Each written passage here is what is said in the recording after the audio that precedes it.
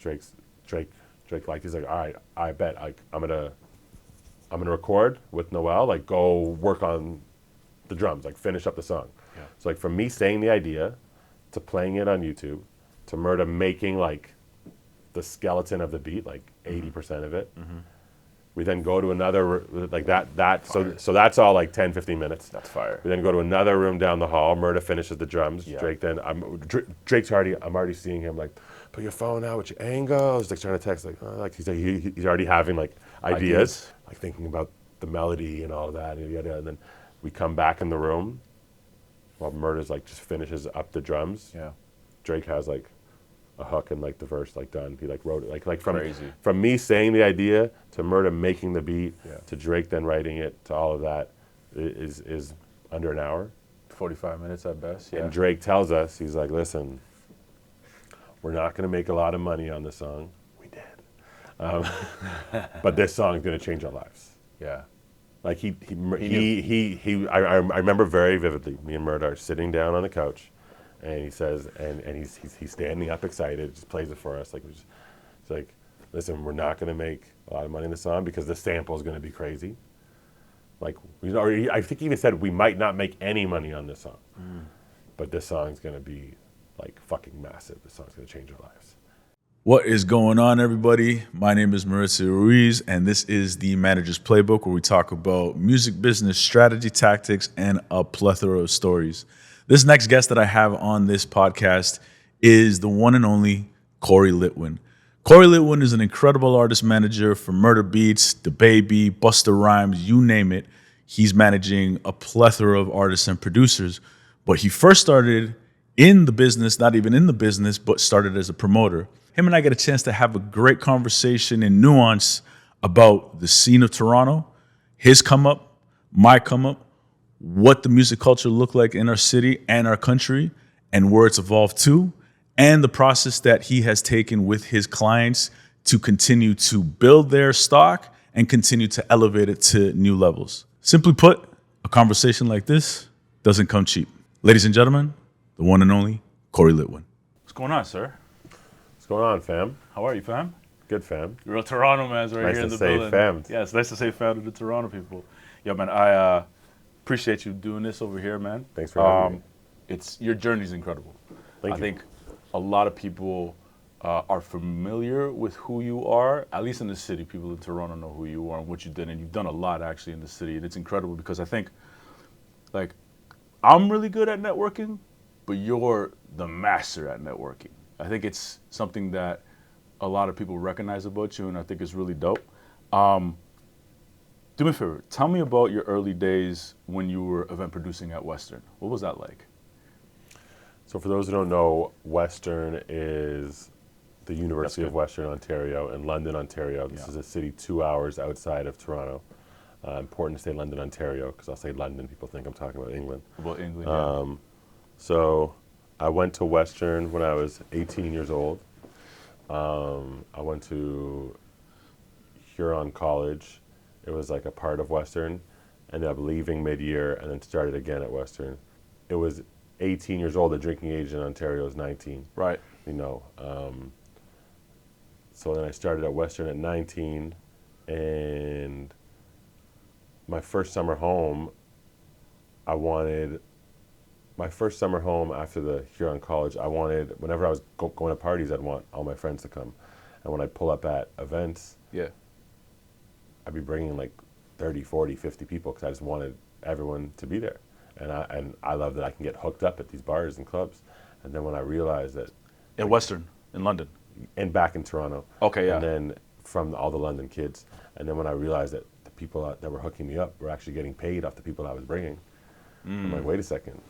Like, I want to get paid too. Yeah, yeah. And I want to be the guy. Back then, like, the promoters were like the coolest people. Period. Yeah, in the like, city. the promoters were the gateways in the city and especially at school. The promoters were the gateways to the fun life that everyone wanted to be living. Right. If they were super partiers, they were doing it throughout the week, every week. If they're serious students, they're partying once or twice a semester, but everyone wants to have fun. Everybody wants to have fun. Cool. Yeah.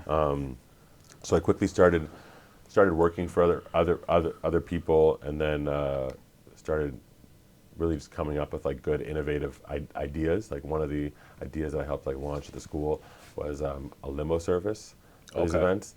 So it's a small town, like a university town. So we would do 4 limo runs an hour, where if you can get a group of 20 people, we'd bring a free limo to your house, bring you to the club, and that's how I was packing all my parties and making everyone feel very special, pulling up in limo services and yada yada.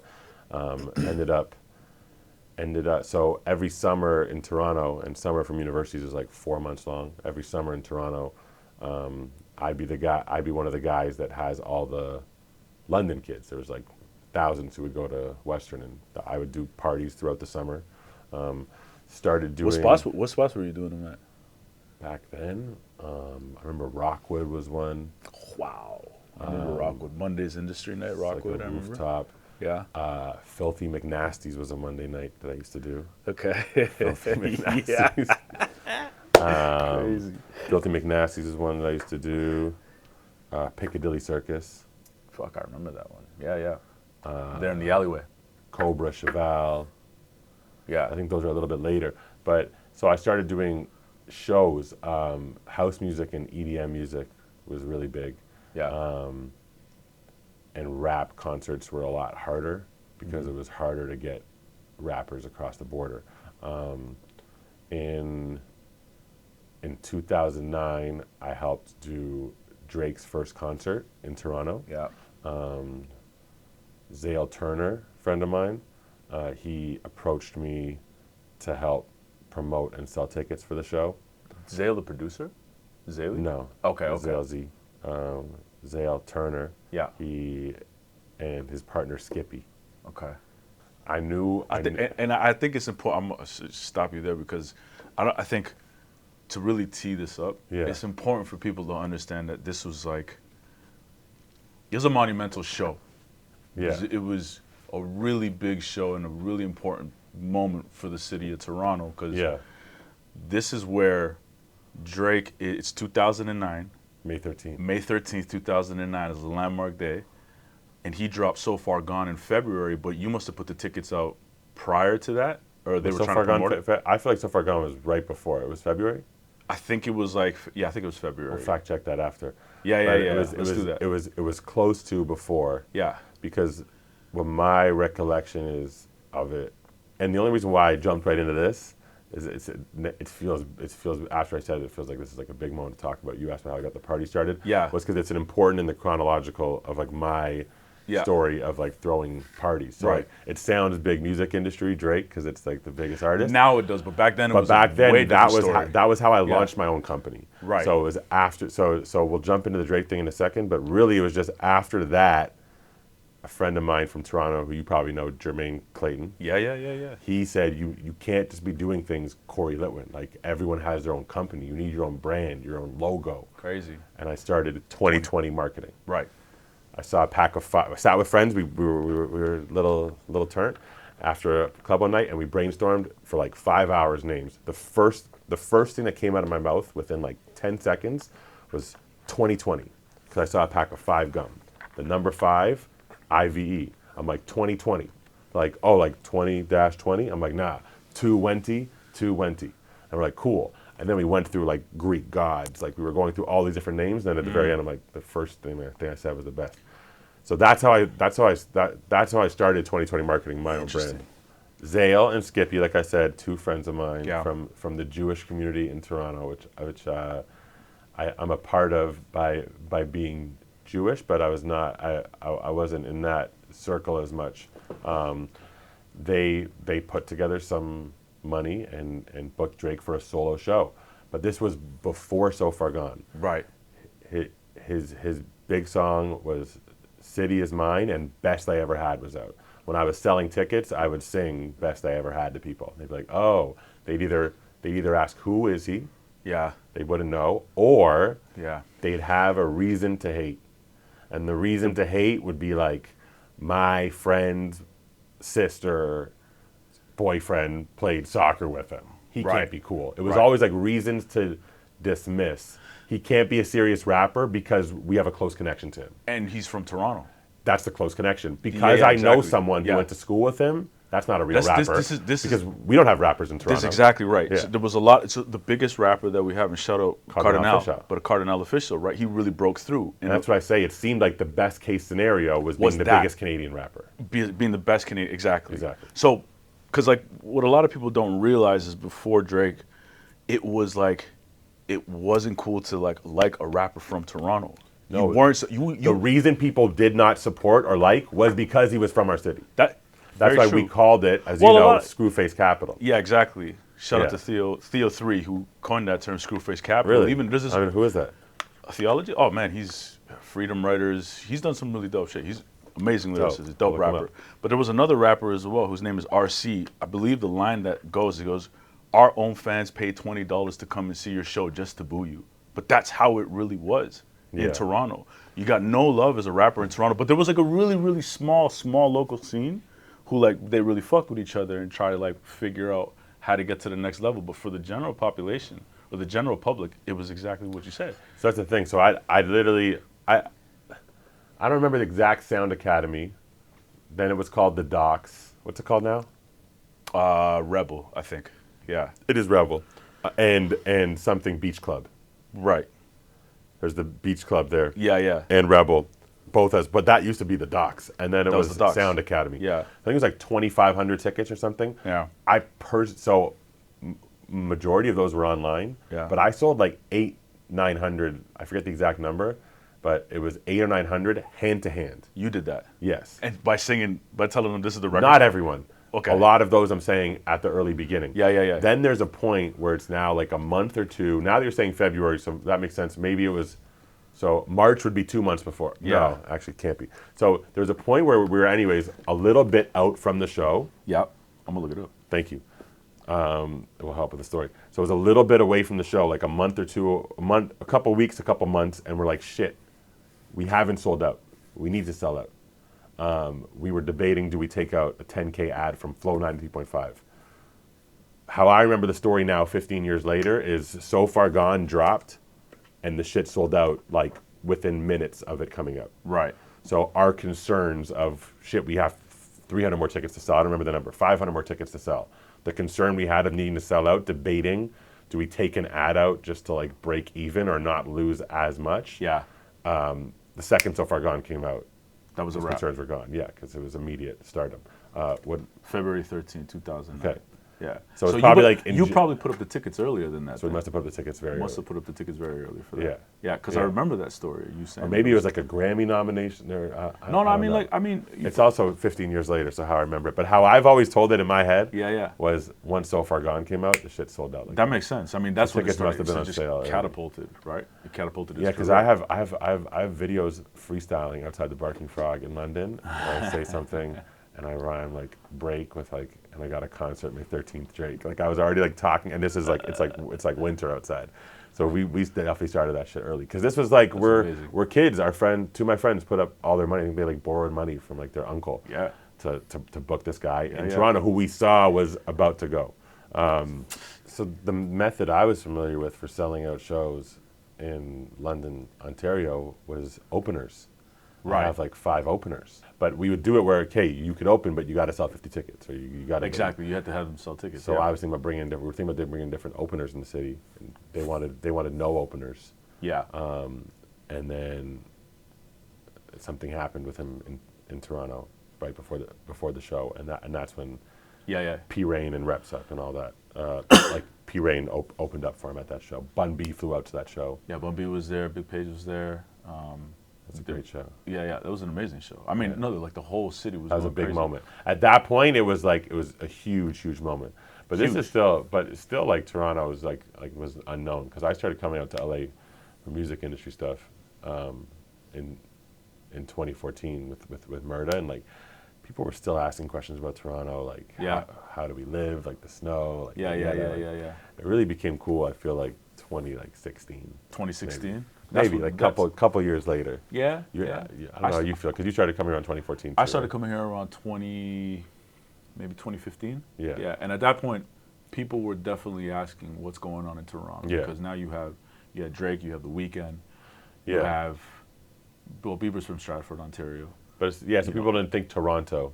like Ye- that. People started thinking when it was OVO XO, Yeah.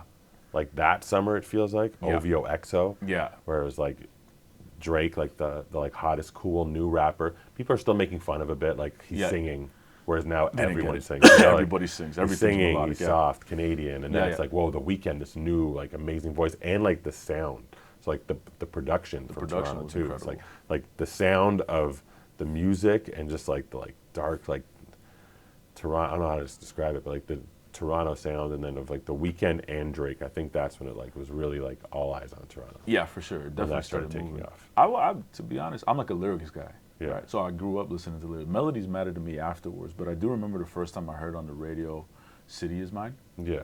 But I didn't know. Me too. I didn't know it was Drake. I didn't know who Drake was. I So- just kept hearing it on Flow, and I was just like, Yeah. And then when he said Toronto, I was like, oh shit, this guy's from Toronto. I'm like, the beat's hard, the lyrics are hard. Boy Wonder. I'm like, who is this guy? So and when I didn't know the Boy Wonder Yeah. stuff. I knew there was Pull Up, which I talked about it with the podcast with Burnett and Jordan. But I heard that record, and it was like months of me hearing this song and being like, I didn't think to, this is like 2005, 2006 maybe. And I'm like, I'm not thinking about going online and searching who Drake is or anything like that. My mind, It's like 2008, is it 2008? Maybe, but maybe 2007. but at that point, I end up, I'm in film, Yeah. and I'm doing a short film with my boy Eric Sim, who's a producer, and the director was this guy Ali McAdam. And Ali McAdam had a short film that he was working on, and I think it was called Keb Toro or something. And so now we're in the editing room, really, which was like Eric's crib, and we're like watching the cut of this short film. And at the beginning of the short film, they use "City Is Mine." What I don't know is I was like, oh shit, you used the record, and they look at me and they're like, what do you mean? I'm like, what are you guys talking about? Like, yo, that's Drake. I'm like, no, I know who Drake is, but they're like, no, but like that's Aubrey, like Jimmy from Degrassi. I was like, what? Crazy, because he was actually in the short film as another character. He was like Radio Raheem was the character in the short film, and so at that time I was like, oh shit, I didn't know that was Drake because I remember from Degrassi. But at the same time I was like, I don't give a damn. Like his lyrics are dope. This song is dope. Yeah. Like, and in my mind I'm always like thinking, yo, I really want someone from Toronto to really just break through that wall. Exactly. Like when I first started hearing his music. So when I first started hearing "City Is Mine," Yeah. my boy Ari and his younger brother, like one of my best friends, Ethan, Yeah. they do these parties almost every Saturday. Maybe not every Saturday. Maybe like 2 Saturdays a month, called Rude Boy Social. They lived at Bathurst and just like one street north of St. Clair. Okay. And it was a corner house, and he played basketball. And this is Forest Hill. This is Vaughan Road. So it's like half Jewish kids, half black kids from the area. And I'd be singing "City Is Mine," and we go there, and we're all freestyling in the backyard. Drake's there. I don't make the connection that's Drake. Drake. So one of my best friends at the time, Ethan, I was at his wedding. Like Crazy. We're still close. He was childhood best friends with Drake too, and many people there were friends also. So Drake would be at these parties a lot. But I'd be hearing that song and not make the connection that it was him, and people asking for like pictures with him. 'Cause I'd always have a digital camera. Like if you look on my Facebook now, even too, like I have albums from everything. So since like year 2000 or whenever we got Facebook. Yeah. And like I would often be like the one guy out with a digital camera. Now everyone has phones, same. but that was Me too. a big thing. Yeah. So there's like some pictures in those albums where he's in it with like because people would want to be in pictures with him because of he's famous for being in He was an Degrassi. He was an actor. Yeah, well, Famous, yeah. We didn't. I had a lot of friends in Degrassi, being from Toronto, because I was from Toronto. Yeah. But I don't even think it was like on RTV like that. It was huge in America. It was huge here in America. Yeah. But it was never really big where we're from. I had friends in it. Rhea was in it. Like a lot of Right. people were in it. That's right. Rhea was in it. I Yeah. knew it was Rhea in- was in that short film as well. That's where I met Rhea Yeah. as well too. Yeah. Yeah. But anyways, yeah. So concert history, incredible. Because it's amazing. That's the first time I've ever seen in my life where any artist a rapper from Toronto got that insane amount of love. Like, Yeah. I've never seen that before, and it's crazy. So like you were actually at the center of that, and then not much longer, then all of a sudden you're doing something very similar with The Weeknd when he starts to come out with his music as well too, right?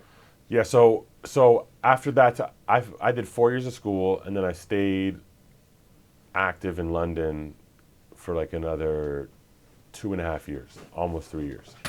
I was still doing. I figured a way for me to get like my full degree major, I would have had to stay 5 years. I figured out a way to get a double minor, to get out of there quicker, to start making more money. Okay. So I could, and I started managing my own club out there, and this would all be like during the school year, and like summer times I'd be the guy who could bring all the kids from London. So like so you were still going to school while you did those shows? Yeah, I think I was out there till like 2012 or something. Oh, wow. I don't Okay. know. No, Okay. maybe 2011, whatever. Got you. But in Toronto, I was the guy who could bring, like, there was kids who were big in the like frat community or like rich white community, black Yeah, you community, brought everybody Caribbean together. community, Asian community, Jewish. I was never in one clique. Right. Like, same thing with this like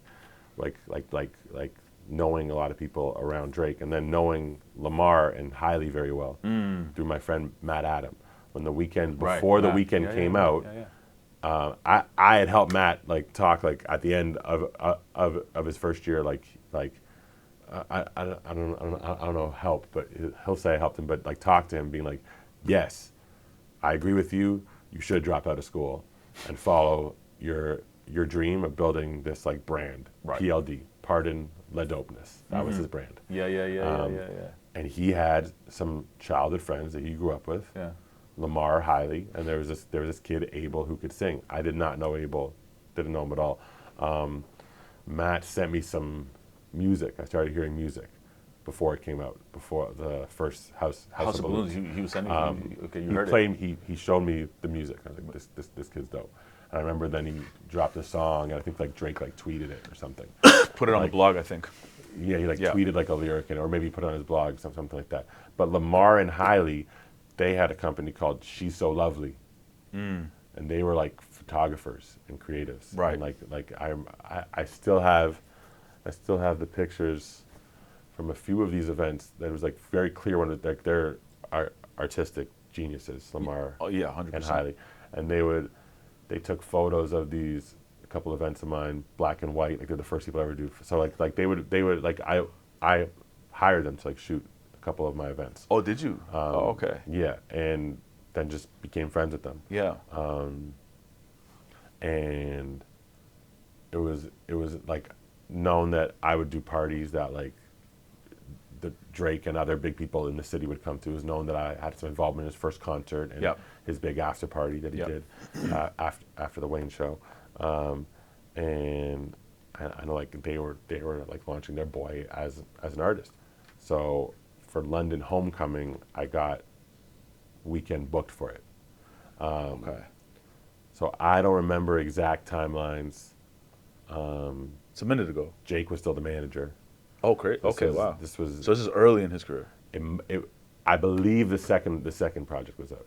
Okay. The second. But those projects came out It from might have actually only been the first. To be honest with you, those projects came out so like a So few this was months his apart third. from each The other. show that I did was his. So people will sometimes they'll see the places like he did Drake's first show, weekend first show. This was his third show. Okay, yeah. He did a show at Mod Club. That was another legendary show. Legendary night. Yeah. Like Were you there? Back turned. I was not there. I wasn't but, there. Yeah, And then he did. It was like a mini tour. I don't know if it was like 2 or 3 cities, but the first was in Hamilton. Okay. I remember the second. I remember him coming from Hamilton. I remember the first thing when they came to London, we went to Wendy's. I remember being in line with Lamar, Hailey, and like Henny, and like Yeah. Tula, and a couple other people. Uh-huh. And like same as both. I was never friends with Drake. I was never friends with Abel. But I was friends with a lot of people around. You were around it. Yeah. And they'd be at my parties. Right. Because I'd often be doing big events in the city. Abel I knew closer, but like I was never close to him. Mm-hmm.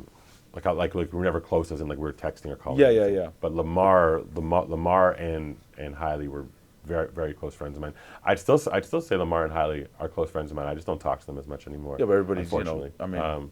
Yeah, but like if I see Lamar and Hailey, It's all love. I know if I wanted to text or get on a call with one of them, Yeah. they would today or first time available. But yeah, that show so he did Mod Club and then he did Hamilton. I don't know how many that was. I'm guessing like a few hundred thousand. Then, but I'm guessing a few hundred. It was at a club, right? At A club in Hamilton. Okay, yeah. Like a school. So Yeah. like, what's the school there? McMaster. McMaster. It might have been Kitchener, to be honest. Okay. But so this is probably like 2011. Yeah. This is before OVO XO. What? Right before it was to OVO XO. What? So he hadn't linked with Drake yet. The show I did though was like 3 to 5,000 people. It was like an outdoor big. Shit. It was called Tent Party in London. We did it they did it every year, and I got weekend booked because I was friends with the crew. Yeah. Okay. But then that's was a historic thing too. And then like my name and brand's getting a little bigger too. Like Right. I'm booking these things early. I'm friends with these guys early. Yeah. PartyNextDoor signs to Drake. Right. I become friends with him right away. End up going on tour with him. But So you are connecting with Party before you even get up with Murda? So I'll go back a little bit. And let me ask this question as well too, because I think this is incredible, everything that you're saying and how like you're a natural at connecting the dots. But if you could think about it, what is it that you think that makes you so good at networking?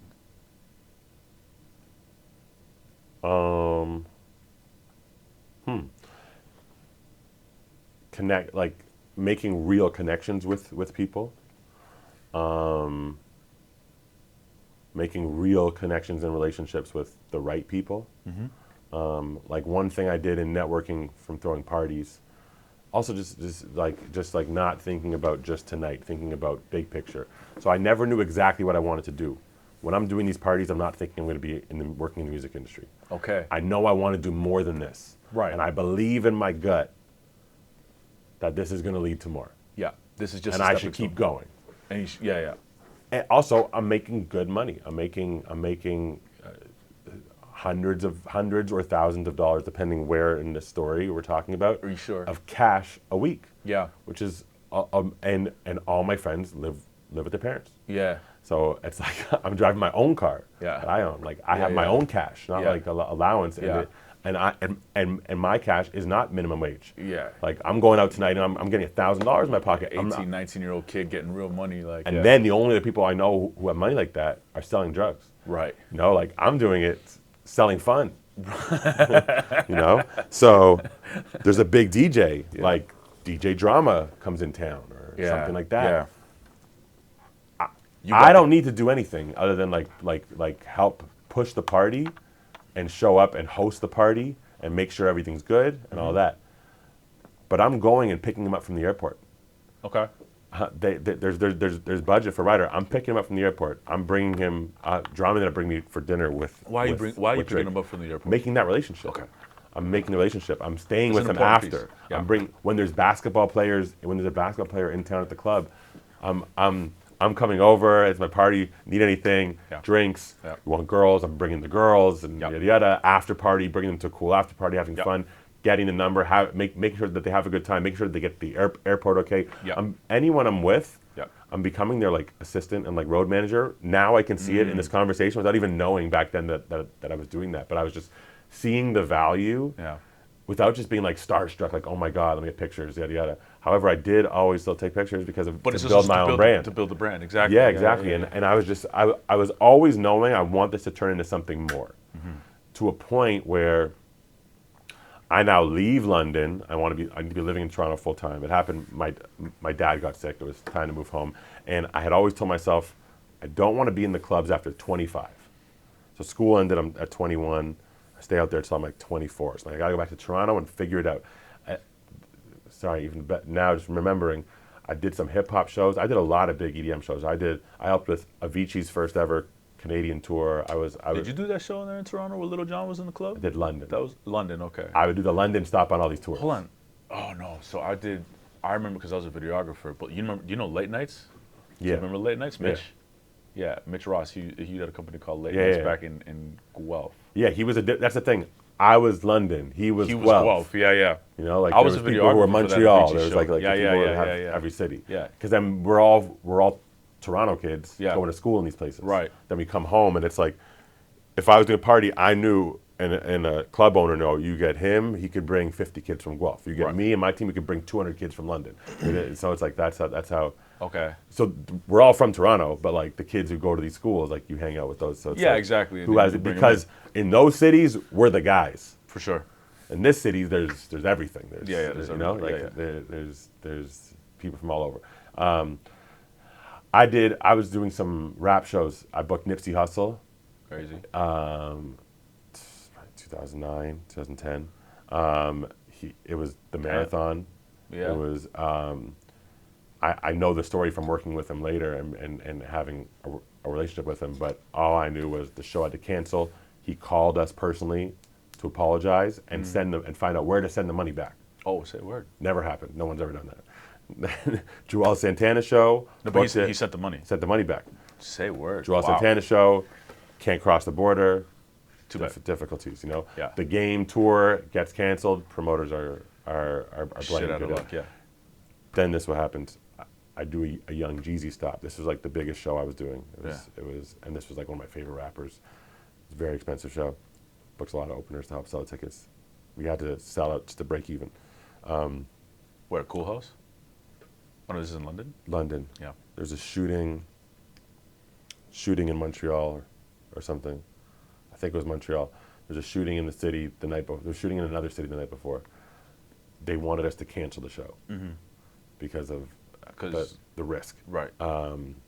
Instead, the agreement with the city, like the mayor's office and stuff, was we're going to have extra police at the front.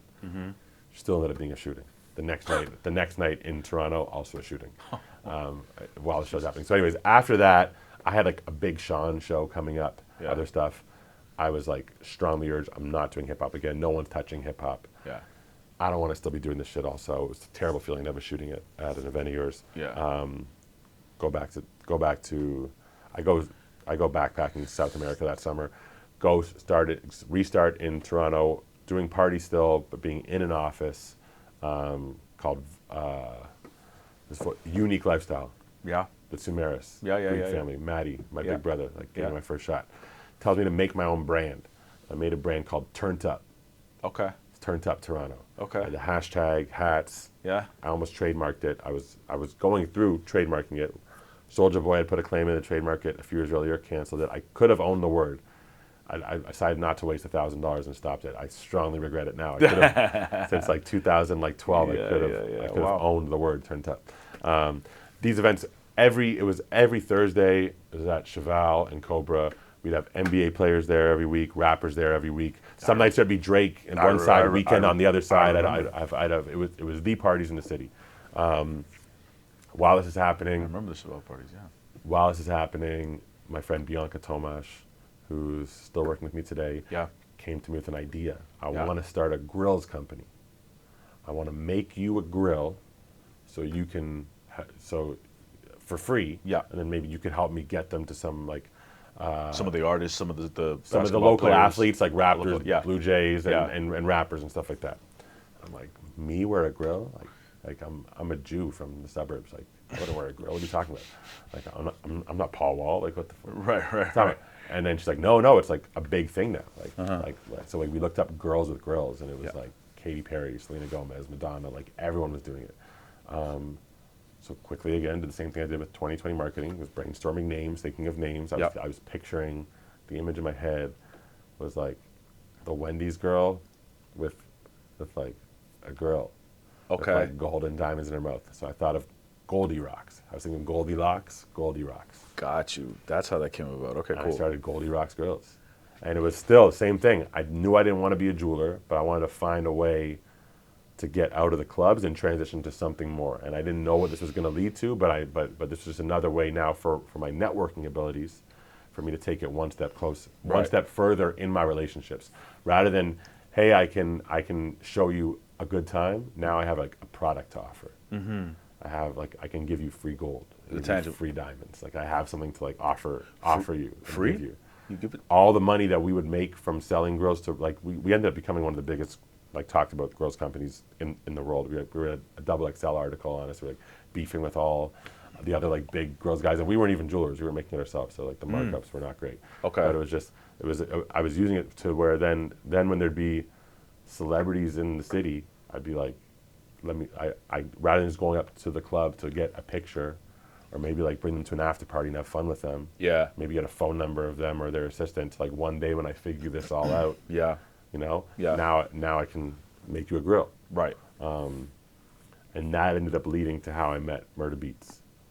I met Murda Beatz in the summer of August 2014. Wait, so hold on. So you going to the clubs and you're saying I'll make you a grill on the spot type shit? Or No. Or like here's the contact. Let me get you a grill. And then I'd come to your hotel room, or So these so are the very first time, the very first grills I made, where so we came with the idea for Goldie Rocks, and then I called Obi O'Brien. okay. I was going to the studio with him a lot. He was working on his album. Yeah. So I was going to the studio like a few nights a week. After the club, we'd go. Okay. I'll smoke a lot of weed. Okay. And he was making the most incredible album. Please, Obi, if you hear this somehow, I'm gonna send you a clip of this. Like, please drop that. It's one of the hardest albums ever from Toronto that never came out. Yeah. Like 12 years ago.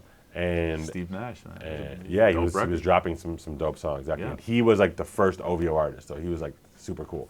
And Drake's like the hottest thing. And we drove to Hamilton, me and Bianca. Yeah. Like 2 days after. We don't even know how we're gonna make these girls yet. To go do molds. Her dad, she was a dental hygienist. Oh, okay. Her dad was a dentist. Okay. It was her and her dad's idea for this company. Oh. And then I just took it. I'm like, okay, this is now. Yeah, They were thinking do something cool. I'm like, now we're gonna do a big business. Good, Cory So I does brought look it went to Hamilton, and we made molds for him and all his friends. Got you. And then we're like, okay, we got to figure out how we're gonna make this now. You know, and that's how Goldie Rock started. It was initially for Obi, and then we figured it out. We found Rock City Jewelers Yeah. in Toronto and started making a bunch of grills. Made a big Instagram page. I was really good at making big like brands and making like movements and things cool. And Yeah. I was like around Pardon the Dopeness for like Mad and the Drake stuff and the Weeknd stuff and all my parties in London, and then doing Turned Up and making that really big, and then Goldie Rock's really big. Like that's where I knew how to make noise. And I know how to make things seem great. was that innate in you? It was just I don't know. I think it was just like same way how like I naturally, I'm living in Thornhill. I'm like in my parents' basement. I want to go to a fun party. I want that party. I want to seem like the best night. So all my friends come, so I can see everyone. And I just it just came out of you just wanted to always just have a great time. apparently when I was younger, I wanted to like I was on organizing all my friends of like went to like I don't know where that came from. But it's in you. I mean, there's just like something about Yeah. you that is able to like really That's organize why it's hard shit. sometimes frustrating with me when I'm like all my staff are incredible and everyone who's ever worked for me is incredible and has now moved on to bigger and better things, or they're still with me. But it's something that like certain things you can't teach, Yeah. you know. Yeah. Yeah. I'm aware. And everyone has different skills and all that. But So you get frustrated that you can't replicate that or find the other Cory Litwin. yeah. Yeah. Zach Katz told me very early, Zach Cass keeps coming up in this podcast. I gotta have him on the pod. like 2016. 2016 was when he tried to sign us to BMG, and I tried to at first. We ended up signing with Warner Chappell, Yep. through my brother PartyNextDoor, Yeah. and Tyler Henry. Yeah. But What does Zach tell you? Zach told me that like the most important next thing to do is not like find the next artist. It's like find the next me. He told me the same thing. And I feel like I feel like told me the I feel same like thing. I feel like I have a great one with me now. My ride or die, Kai Zaretsky. Shout out Kai. Guy's Kai good was people. helping me with the party shit. To then be like my first assistant in Yeah, yeah. 2018. Then leave during COVID to start his own things, and then come back with me after I left Hollywood. And Yeah, so you guys had some rebuild time it. apart, Yeah. right? Yeah. Okay. which was good for him and our relationship and both of us. But anyway, so the grill shit's starting to pop. Yeah. This part of the story is crazy too. It's that when I finally stopped chasing this ex-girlfriend, that was not good for me. Yeah. And I was on like a cruise with my family and Charlie Curtis, we talked about earlier. Shout out Toronto Charlie. I I like finally felt like, okay, I'm done with that. I'm putting that behind me. I went home, came home. I had a bag of like molds. I went to go drop them off, like, or Bianca had them or whatever. I went to go drop them off at Rock City to get the grills made, and I met Murda Beatz there. He's there. So there's this 20-year-old white kid From Niagara Falls. with long hair Oh, was it? Okay. and like 3 perfectly like little chains stacked up. Okay. With his 2 friends, one of them tatted head to toe, Uh-huh. who's now a close friend and colleague as well, named Smokescreen from Niagara. And they were there jewelry shopping, and I went to go drop off the molds, and the security guard there introduced us. And I was like, oh my God, not again. He'd always introduce me like this guy who's a rapper and this guy who's a rapper. And I was like, oh, fuck. He's like, this is Murda Beatz. He's a big producer. I don't even know if I fully knew what producer meant yet. You guys should link up. And he's like, this is Cory. He's throwing a big festival in a couple of weeks. I was doing this festival with A$AP Rocky, P-Rain, Okay. and a bunch of local rappers. And Yeah. then, and at that point, I thought, I'm about to start working in music. I'm in the music industry. I was desperately trying to find my way out of the clubs. I'm now 28. Yeah. I told myself I wouldn't do this beyond 25. Yeah, okay. Now 28. Yeah. Trying to find a way out. I go link with my boy, this white guy who like owned a club, I forget his name, to hear his music. And I met Roy Woods. And like me and him freestyled for like 3 hours. He hadn't dropped a song yet. And I'm like, this is the most talented person. Word is Cory can really freestyle. Like this the word. Yeah, This the word that he can really another day. freestyle. Yeah, yeah. But me and Roy freestyled for like 3 hours straight. We Yeah. maybe did a little, got midday turns up. This is before I was sober. Okay. And we freestyled for a long time. And this kid had the most amazing voice. Yeah, yeah. And, and I've never heard anything. And I instantly. Phenomenal. Yeah, there's 3 people in my life where I instantly heard them, and I'm like, this is the most talented person in the world. Is Murda, Murda wasn't from hearing; it was from meeting him. Before I heard the music, Roy and Jesse Reyes one night at PartyNextDoor's house. We made her sing for us on the spot, and I was like, this is the most talented. Oh, you were there person of all time. when Tyler. I brought her into Party's house the first time. Oh, Tyler you were wasn't there. there. Okay, got you. Tyler wasn't there. She came with I think Jazz Cartier. Crazy. We Wow. would just have parties. I was living at Party's house that time. We would just have people over all the time. And Right. like I think it was like Jazz. I'm pretty sure it was Jazz who came and brought this other Canadian singer from the studio. Yeah. And we were there till sunrise. No, Tyler was not be there for those Okay. nights. Okay. Yeah. Fair enough. Because he had to run the business during the day. Yeah. But anyway, so the Murda thing. So Like, were all you- right, cool. I remember looking at his Instagram when I first met him. I remember looking at his Instagram and seeing that he had worked with like Young Thug, Rich Homie Quan, Chief Keef, Migos. And at that point, Migos hadn't dropped an album yet, but they had like Versace and Right, Fame right. and all that. Right. And I was like, okay. And he had like 6,000 or 7,000 followers, which at that point, I would have made you a free grill if you had that many followers. This is early Instagram, so like having thousands of followers is It's a big deal. means you're doing something. Right. And yeah, Murda hit me up, I think, a few times a day for like a week, multiple times a day, like, let me come play you beats and show you I'm legit. So people always ask me, like, what's the beat that you heard from Murda? What was it? Like, you knew, it wasn't a beat. It's just It was just that. the consistency. It was the consistency. Yep. It was, I knew brands how to make noise. And I knew like DJs and parties. So I'm thinking, this white kid from Canada named Murda with like long Right. hair, like looking like, it's like the anti-hero, like doesn't look like One of these things who you'd doesn't, expect to doesn't be, belong. Right. who's with like all the gangster rappers, and Right. it's like wow, I'm gonna make him like the Calvin Harris of hip hop. I was thinking about like how big a brand and like DJing he can be. So I this remember is- thinking that at that time. Yeah, so I was gonna say, so you guys are having these conversations. It's intentional that you're gonna make him a brand. You're gonna turn. You guys are thinking about him being an artist and being face forward. He would always tell me he's never gonna DJ. No, it was not being an artist. It was we're gonna make you the biggest producer. Okay. So at that point, he was starting to work with some people in like Chicago and Atlanta, and he's starting to get placements. Stuff starting to happen for him. Yeah. His tag's getting recognized. He's like, I need to find someone. He got advice from someone, I think probably like Coach P, you should get, or another producer maybe, you should get big locally first. Yeah. Get in with all the local artists. So he was hoping to connect to, he was asking, I was not asking to meet anybody. He was asking the jeweler, like, yo, I think he was looking for connecting with someone who could help introduce him to some local artists. Okay. And he heard, yo, this guy knows OVO and XO. Right. And he's doing a big festival with A$AP Rocky. Right. And at that point, I think this super talented kid, Roy, who had a manager, Kirby Sonny, that I'll co-manage, and I'm going to start managing him. This is before he signed to OVO, but that was my thought. I finally found my artist, my way out of Roy. the clubs. Yeah, and I'm going to start. I didn't know managing this. him. That was my. That's what I thought was going to be my first artist. Yeah. So Murda, after about like a week or so of him messaging me, I'm like, all right, you can come down and play me some beats. I hit my boy Chi, who had like a studio. He just had, not a studio, he had like a house with like some speakers. And I'm like, yo, this kid keeps hitting me, like, let him come over and play some beats. Like, he's cool. He does some like mixtape songs with like Atlanta rappers.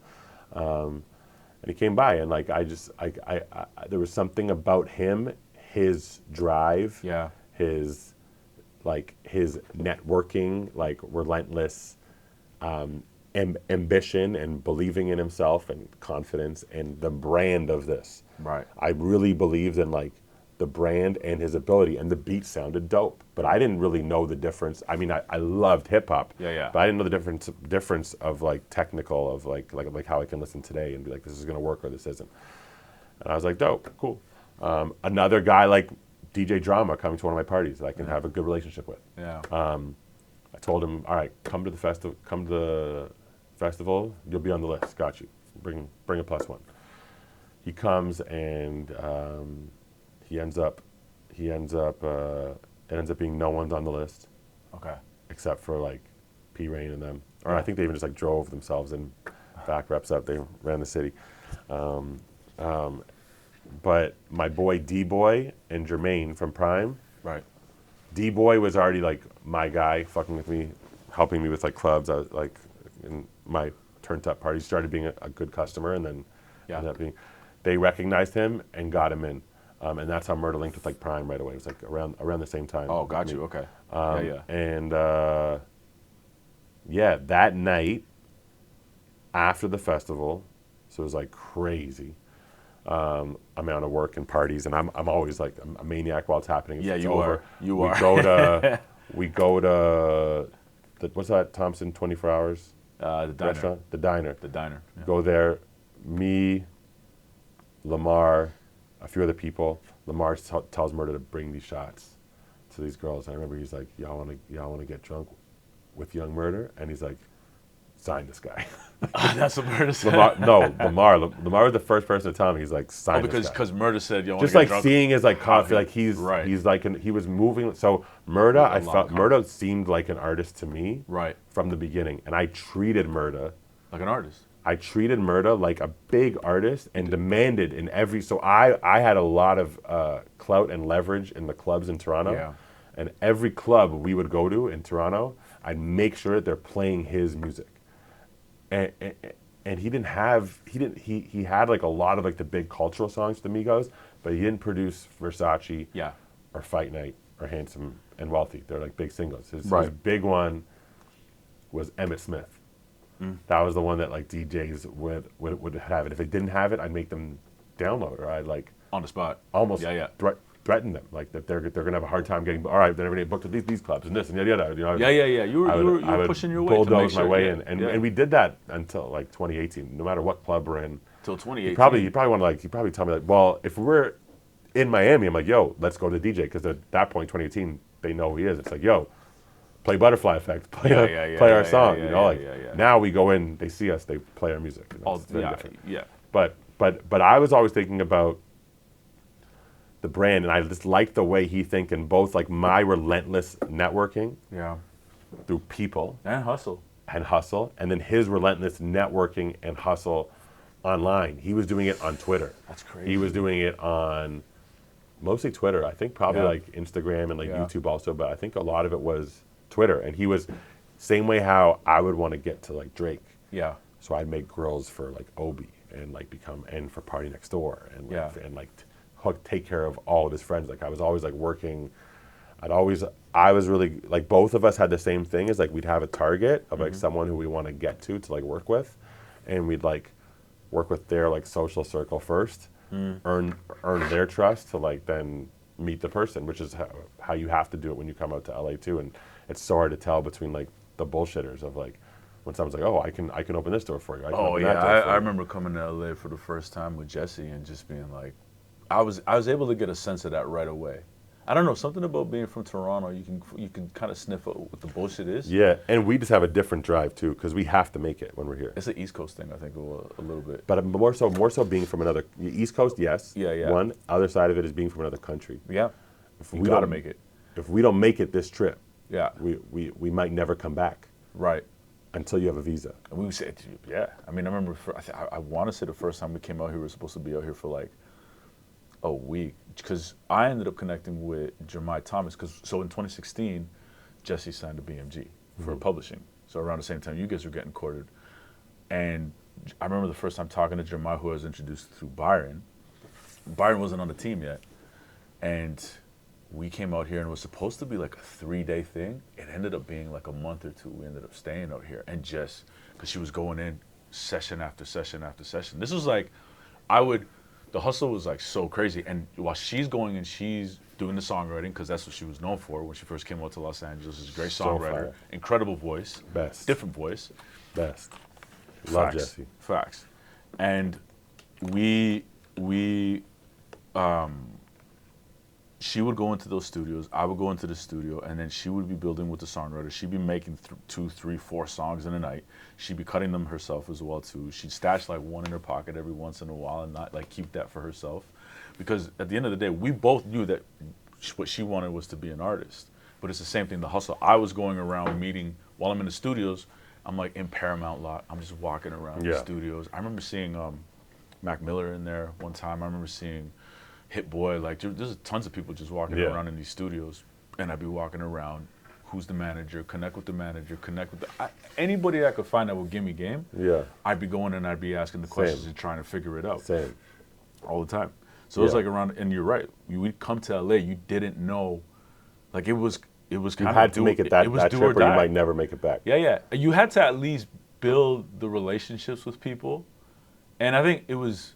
I don't want to say it was easier for us, but Jesse and I were really aligned in terms of what the end goal was. We didn't know what the end. We knew we wanted to make him the biggest producer. Yeah. Well, when I say end biggest goal, brand. not end goal, but That was what we knew is that like we need to get on, and we both have the same hustle and drive. Yeah. To like figure this fucking thing That's out. what it was with me and Murda too. Yeah. We were both 100% all in. Yeah, we were all. So in. we were in my condo in Toronto. So it'd start he'd come for a weekend, and he'd come for like a week at a time, and he was just staying at my place. And we were starting to organize his business. We made the first like Murda MGMT email.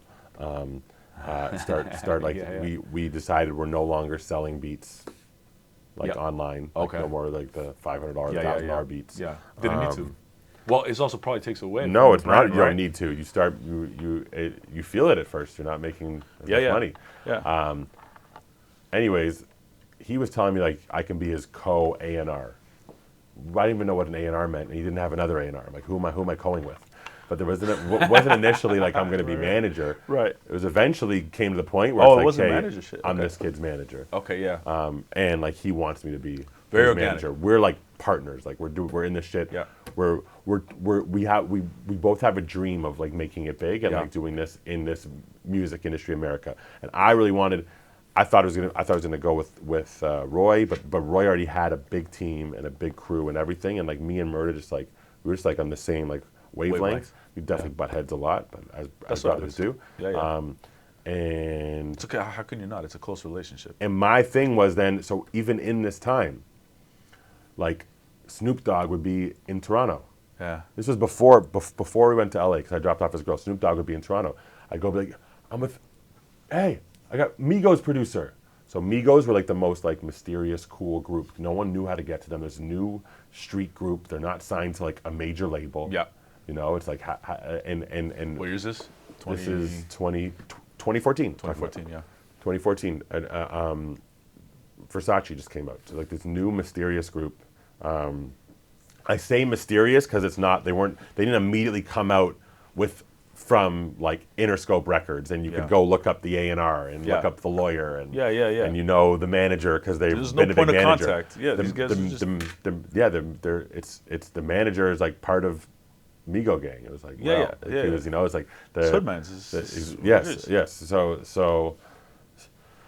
So saying That you had the connection. saying I have Migos producer, and they're like, that white kid, Murda, and then I'd say, so Migos producer, and I want to give you this free grill. Okay. So they're thinking it's like a gateway to Migos grill. Yeah. It's cool. They're intrigued by the guy who makes the music for Migos. And remember, I'm not going to sell Murda as Migos producer. I just remember like the Snoop story, and this happened with about 20 rappers. This was before even going to LA for the first time. He's at a club in Toronto. I go there because I know Snoop's going to be there, and I'm trying to launch my new guy, Murda. I'm not even his official manager yet. So I gotta wait until he walks by. I can get into like his booth because I can move around in clubs in Toronto. No problem. Easy. So I'm like right beside his booth. He's walking in, security, a bunch of people, celebrity in Toronto. It's crazy. And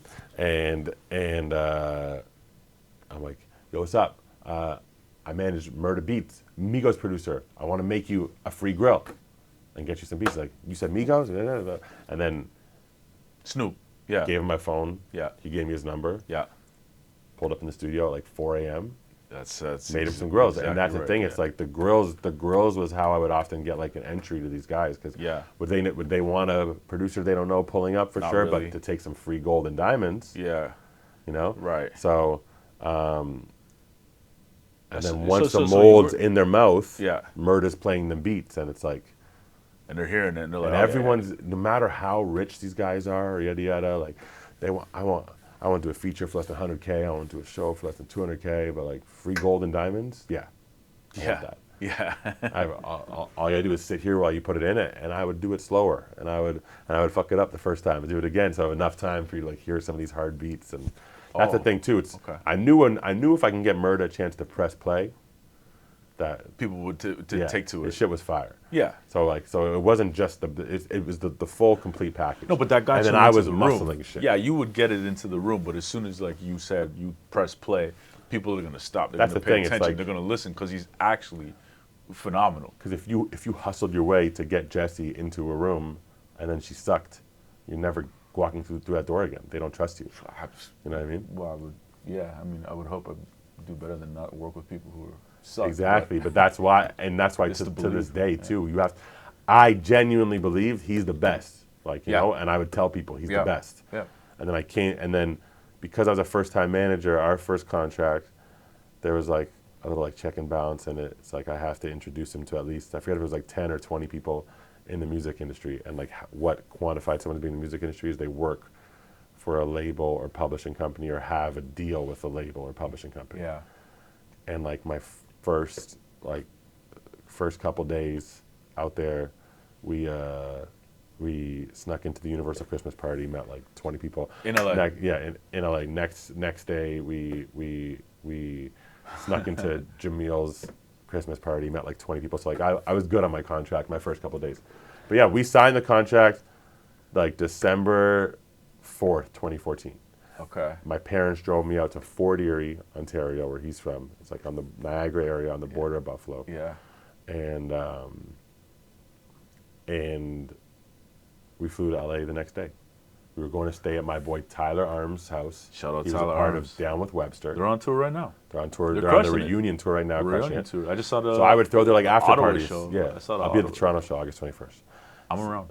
Dope. So I would. Yeah, I'll be in Toronto. Yeah. So I would do their after party. So I was friends with them, and they had a house in Bel Air. So I told Murda's parents. and Bro Mansion. I'm taking. Yep. I stayed there too. I'm taking their 20-year-old son. We're going to LA. We're going to go make this happen and figure it out. And I'm going to do some meetings, and we'll try to get in the studio with some people, and yada yada. And That's 2 right. weeks turned to 3.5 months. That's right.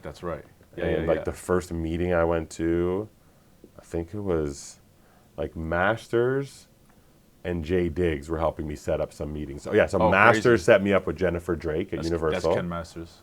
Yeah. Yeah. Yeah. He was Boy Wonder's like manager and Boy at the time. Yeah, still, yeah. Still but- homies. They're still, yeah, but he was like acting like manager. Yeah. At the time, and so I would call him all the time to ask about like what does publishing mean. I learned it all From on the go. masters? No, just from talking to whoever. from everybody. Yeah, just asking. Yeah. I remember Jay Diggs set me up at a meeting with Askia, and Master set me up at a deal with Askia at Atlantic, and Master set up a deal with Jennifer Drake at Universal Okay. Publishing. Yeah. We would have probably signed for 10K. At that point, good thing. And you I did think she told us, like, we need to do more sessions. We need to do sessions with, like, writers. right. We're not But, ready. I think what they're She probably was saying right. at that point is like because she you don't was- have the cuts, right? Yeah, we didn't. We had 10 beats, maybe 20 beats. But you're figuring it out in real time. She took the meeting with me. Two things. Okay, go ahead. Oh, just after that, I heard there's a Universal Christmas party. I specifically did the meeting on the day of the Universal Christmas party. She told me we can't come, or like she'll see. I told Murda we're gonna wait. We're gonna go to that party. And they were not on the list. I'm like, we're gonna go. We're gonna wait. So like we waited at like the Starbucks for like 3 hours next door. We went in line. I knew my name was not on the list. Yeah. I said, Cory Litwin and Murda Beatz, my name is on the list. Oh, we just had a meeting with Jennifer Drake upstairs. She personally invited us. Call her right now. And he's like, okay, we'll check. I'm like, no, call her right now. Yeah. Ask her. I promise you. She Yeah. just invited us. Yeah. And they call her and like, Jennifer, there's this guy in front of me, Cory Litwin and Murda Beatz. She did not invite us, but she's not going to diss us. She's not gonna do this. Yeah. So we went to the party and Smart, man. Yeah. So Yeah. there's that hustle right yeah, there. we met. We met a lot of people there. That's like a thing that I think a lot of people are kind of when people ask and they think about like how do you make it into the music business, it's like a lot of this shit you just got to really bully your way into it. I think it's like be likable. Charmingly annoying. Charmingly annoying. Yeah, you coined that term. I remember you were saying that to me the other day when we were working on the Busta Rhymes stuff. Yeah. But I've never heard anybody say that That before. But like it's like a that real thing that just happened. We'll get to that later. But that thing that just happened doesn't happen without you hitting me 20, 30 times. Yeah, And essentially. you're my brother. Had you not been my brother, it wouldn't have happened. I would have. But even that's what I'm saying. Even with people that are your friends, even with You people you gotta- know, yeah, you yeah, have to you be have to be willing that to. way. Yeah. And most people, that's the thing. Most people won't. Most people will stop at a no, and that's it, and leave it at that. And you can't stop at the no. I made all these relationships at the the beginning business. with things that are like not appropriate. I would go up to people having dinner dates and offer them a free grill and like this. Like now I had 3 things to offer you. I wanted to wait to go to LA. I knew I had friends out there. It was like a dream. I wanted to wait till I had something to offer. Now I have 3 things to offer. Number 1, a free grill. Number 2, Murda Beatz. This cool, you don't know who he is, but his beats are the best, and he's Migos producer, He's the yada best. yada, that kid over there. And it's like cool brand, all that, everything. And the beats are fire, best producer. And I can get you booked in Toronto. right. That was my thing. And Toronto's the new cool, so this Murda's is a producer for 2014. like the new Yeah. 2014, 2015. It's really starting to pop up. Toronto's like the new cool city. Yeah. Drake's city. Toronto's like the new cool material city. I can get you booked there. Yeah. And Murda's like new cool producer, and I'm gonna make you free gold and diamonds. Yeah. So I would literally be like, we would go to restaurants like Bossa Nova because we knew we'd like see rappers there. All the time. We'd like drive down busy streets because we knew we'd see people, and I'd go stop them to offer them a free grill. And that's Oh how I wait, would so when get you're to- saying dinner dates, you're not invited. Like you're actually seeing people. no, and like you're I pulling up see to a them. celebrity and I go Oh, interrupt shit. them while they're at a meal, and that's not appropriate. But like if we don't make it this trip, we might never come back. We had friends who kept getting denied at the border and getting caught. Right. And yeah, Crazy. Okay. that trip turned to 3.5 months, and I came home and I went on tour with PartyNextDoor like a week after that. Yeah. He hit me, wanted some help. He had just fired his manager and Yeah. just brought this new kid, Tyler Henry, on, who he met on the Drake Wayne tour Yeah. when Tyler was Jamil's assistant. So Tyler was like interim manager. Yeah. And he wanted me to come out to just like, I was the guy right when Party signed to OVO. Like if Party was going to a club in Toronto, he was coming with me. Like I was bringing him out to the clubs and stuff like that. Oh, okay. And Yeah. made him a grill too. And Party, like that's how I got that relationship, offered him a free grill. Yeah. And Party just asked me to come on tour with him. And at that point, I'm now managing Murda. Murda came to the Chicago show. Yeah. Tried playing Murda Beatz on the bus at Party. He would not listen. Oh, His word. band was OMO Right. on Right. my own. Yeah. Party got signed because he He Did everything He wrote, himself. produced, sang, engineered his whole first project himself. It's what they call in the business 100%er. 100%. Yeah, that's what Party was. Yeah. Yeah. But it did get to a point where he did listen, or Well, Tyler listened. No. Someone did. No. So it was another Snoop night in Toronto, Okay. ironically. So, Murda's in Toronto. He's living with me. If Murda's in Toronto, he's staying with me at my condo. Yeah. If Party wants to go out in Toronto, Yeah. he's coming out with me. Yeah. He's either going to my party or I'm setting something up for us. Okay. I got the new OVO artist. Yeah. OVO is the biggest thing in the city. I got the new OVO artist, and I'm with Murda. We're not making noise. We were just in LA with all these celebrities. Like, that's the thing. One thing I knew how to, I would like force Murda sometimes, because Murda wouldn't want to be annoying people. Murda had a little more, the a artist little more doesn't want swag. to do that. Yeah, for sure. But I would make him take pictures with celebrities all the time. Right. Like I'd go for someone, I'd take a picture of the two of them. We'd be backstage at a concert, because I've been doing parties forever. I'd have Murda taking pictures of them, and I'd be posting all of that. So while we're in LA, like, everything looks super lit. Yeah. Yeah. And yeah, so that one night, I had Snoop come into the studio. So Party was down, and Murda's with me, and it was just, we're going to the studio because we'd go to the studio every night after. Yeah. And Party and Murda cooked up some beats together that night. Oh, okay. And then Party invited him out to LA after that. Murda went to LA, like, worked with him at Drake's house on some shit. And then the next time we were in LA, like, we were staying at my boy James Earl's house, and it was time to leave that house, and Party said we can crash with him for a night or two. And it turned into 4 months. Oh, shit. Crazy. Yeah. Yeah. When is it that? That's 2016. When did you do the publishing deal with? So while we're with Ryan Press, Yeah. Orange Chapel. So while we're living with Party, the song they made in one of their first sessions was "With You," Mm-hmm. and that ended up being on Drake's album. Mm-hmm. And then Views came out, and when Views came out, like, right after that, we knew we had No Shopping with French Montana and Drake, Yep. and Back on Road, Yep. set up by Wanda. Shout out Wanda. Shout out Drake Wanda. needed a Atlanta beat Yeah. for Gucci Coming Home. Yep. And Wanda knew my guy Murda Beatz is the one who makes The Atlanta beats. Beats. Oh, okay. and Wanda lined that play up, and Back on Road with Drake. So we had Views, a song on Drake's album, and 2 Drake songs coming up. Yeah. Did our publishing deal, got the visas. Okay. Now we're good. Now you're good. Now you can cross over. There's no issues. So, Cory Litwin, the manager. Now you're managing a producer. You're managing MurdaBeatz. Mm-hmm. What is it that the manager of a producer has to do to get a record cleared? What does that look like? To get the record cleared, like to get the record placed with the artist. Well, okay, so let's do that. So there's one place with the artist, and I think every single story is different, but I think when it comes to the songwriting splits or the publishing, like, what is it that you're doing on the producer side to ensure that the song is getting cleared, whether the record label reaches out to you to be like, or would it be the record label that would be reaching out at that point for the producer? Yeah, like you're It would having be the artist manager, the artist manager, exactly. or the record label. So Generally, it's easier when it's the artist manager who's reaching out because you have a relationship. case by case. Right. Not always have a relationship.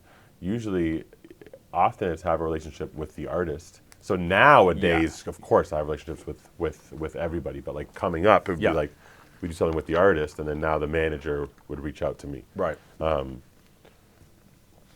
So first things first is having a lawyer, having an entertainment lawyer. That's the first step. Yep. Often that's even the first step before manager. A lot of these kids, like producers, when I started signing in That's true. Europe, they find out they get a placement. The first thing they need is a lawyer. Yeah.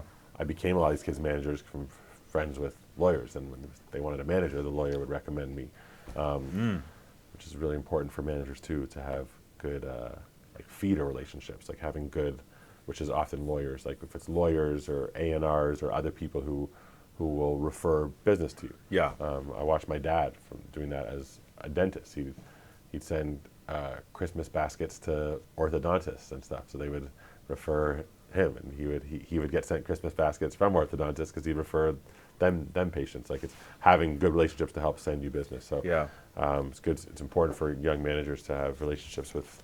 It's important for all managers to have good relationships with lawyers. Period. Yeah. But first thing is having a lawyer. First, like, I mean, I pretty much every deal I've ever done, I've looped in the lawyer to handle the contract. What I would negotiate with the other manager. First off, coming up managing a hip hop producer. In hip hop, it's pretty standard. The beat gets 50%. The writing / artist gets 50%. Right. That was just that's what I knew. And On the songwriting side, on the publishing side. on the publishing side, yeah. So and I knew that standard was 3 or 4 points. Right. So I'd make sure we're getting us 4 On the master. on the master side. Yeah. So what I would negotiate would be the fee. The main thing was usually the fee. I know we're getting 50% because that's standard. Yeah. So Murda never really sampled anything? Uh, Well, he did at one, but we'll talk about later that on. one. Yeah. But I'll explain that in a second too. Yeah. So really, it would be I'd negotiate what the fee is. I remember the first negotiations I ever did was with Migos to help say that Murda needs to get paid for his past 6 free mixtape songs he did. He's owed $1,000 a song. So there's that. Oh, okay. Second thing was Omarion. We did like a 5-song deal. Got you. 5,000. They're 2,500 front end. Those songs never came out. Then what our third one, it's Jeremiah. So we would have a song from doing a session, and the label would reach out to me, either the label A&R or manager. I remember I called Boy Wonder and Sunny Digital. They were like my 2 friends who were like legit producers at the time. To ask like, how much should I charge? Right. I think like one said I got $2.5K from Omarion. So like one of them said 5K, one said 10K. So I said 7.5. And they said yes right away, and I was like, "Fuck, should have said more." Said That's more. the classic. Yeah. So I would do that, but then that's like funny. I was every step of my career, and I feel like I still do this. Like today, I called Matt Graham, who's the head of music at Range. I called Michael J. Kagan, who's the head of Unscripted. I called Peter Michelli, who's our CEO. Like I'm constantly asking people with more experience than me or different experience than me for advice on things and explain things to me. And like I asked you earlier, you said someone's name, like who's that?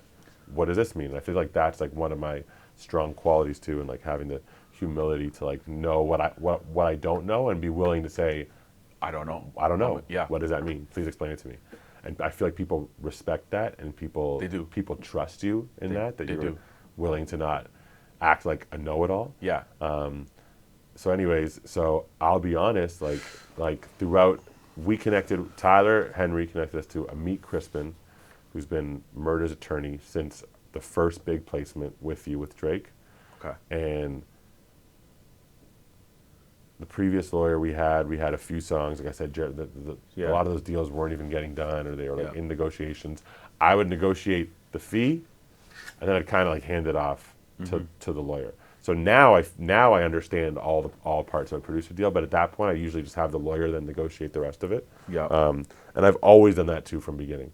I've never just like looked at something and said like, this looks good. I'd always want Somebody to look at it. I can advise you on like everything in your life, but I've always said, I've even like used like to make relationships good, let the lawyers figure it out. Like me and you are speaking English, it's the same as if they're speaking Japanese. Yeah. So my main part of having to figure things out That's a good point. would be from the producer side of it. Yep. So the main person that I have to negotiate with is the co-producers, if there are co-producers. Okay. So at the start, Murda was making all of his beats himself. Yeah.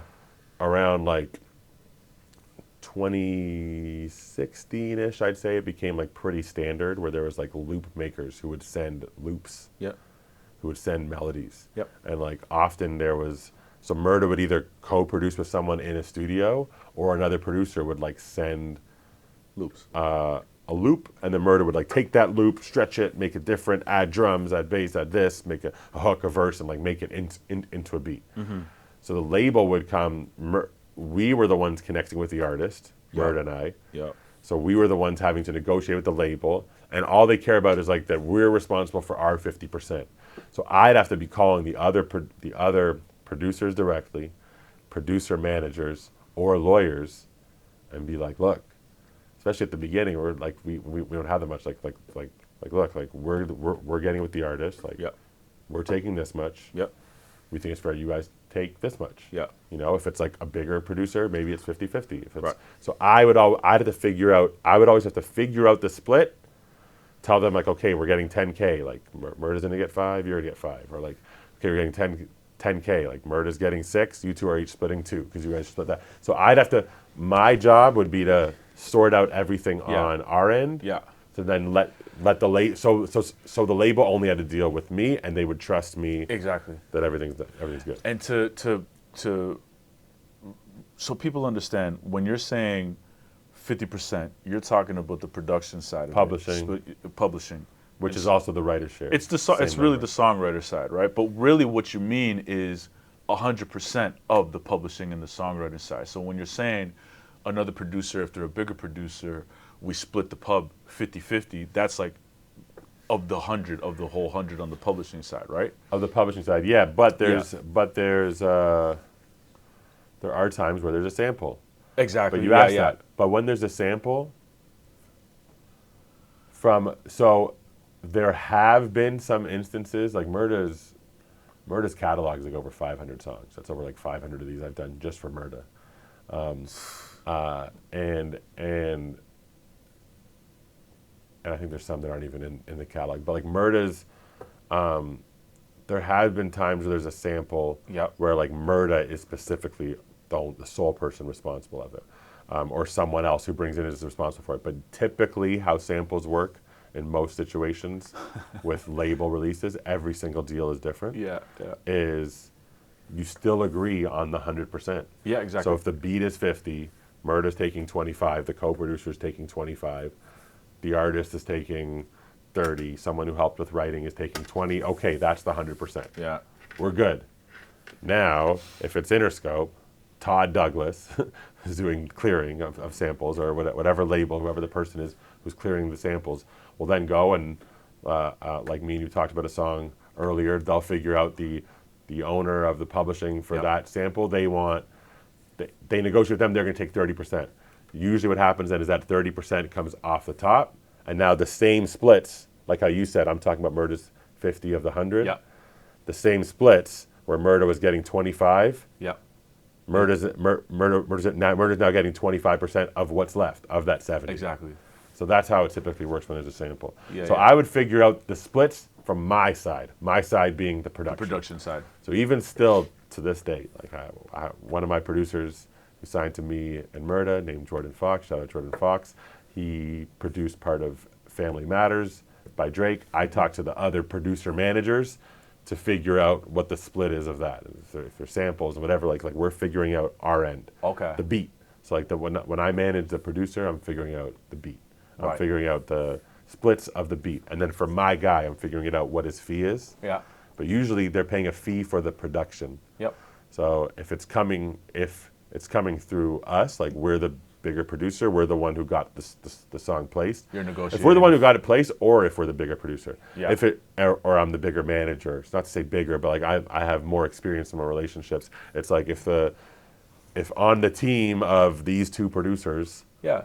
You're gonna be the person I'll that's usually be leading the one to charge. negotiate with it Yeah. because I have relationships over there. Yeah, exactly. And all of that. So we negotiate what the fee is, how that fee is being split up, what the publishing is, which is usually 50%, how that Yep. 50 is being split up, and what the points are. Yeah.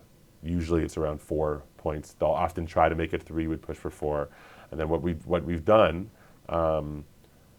for at least the last few years, 5 years, 6 years, whatever, if I say Murda gets this fee, if they're not willing to pay it, I ask for more points, which is to Yeah, participate exactly. more on the back end. Right. Also, if it's a very big artist Yeah.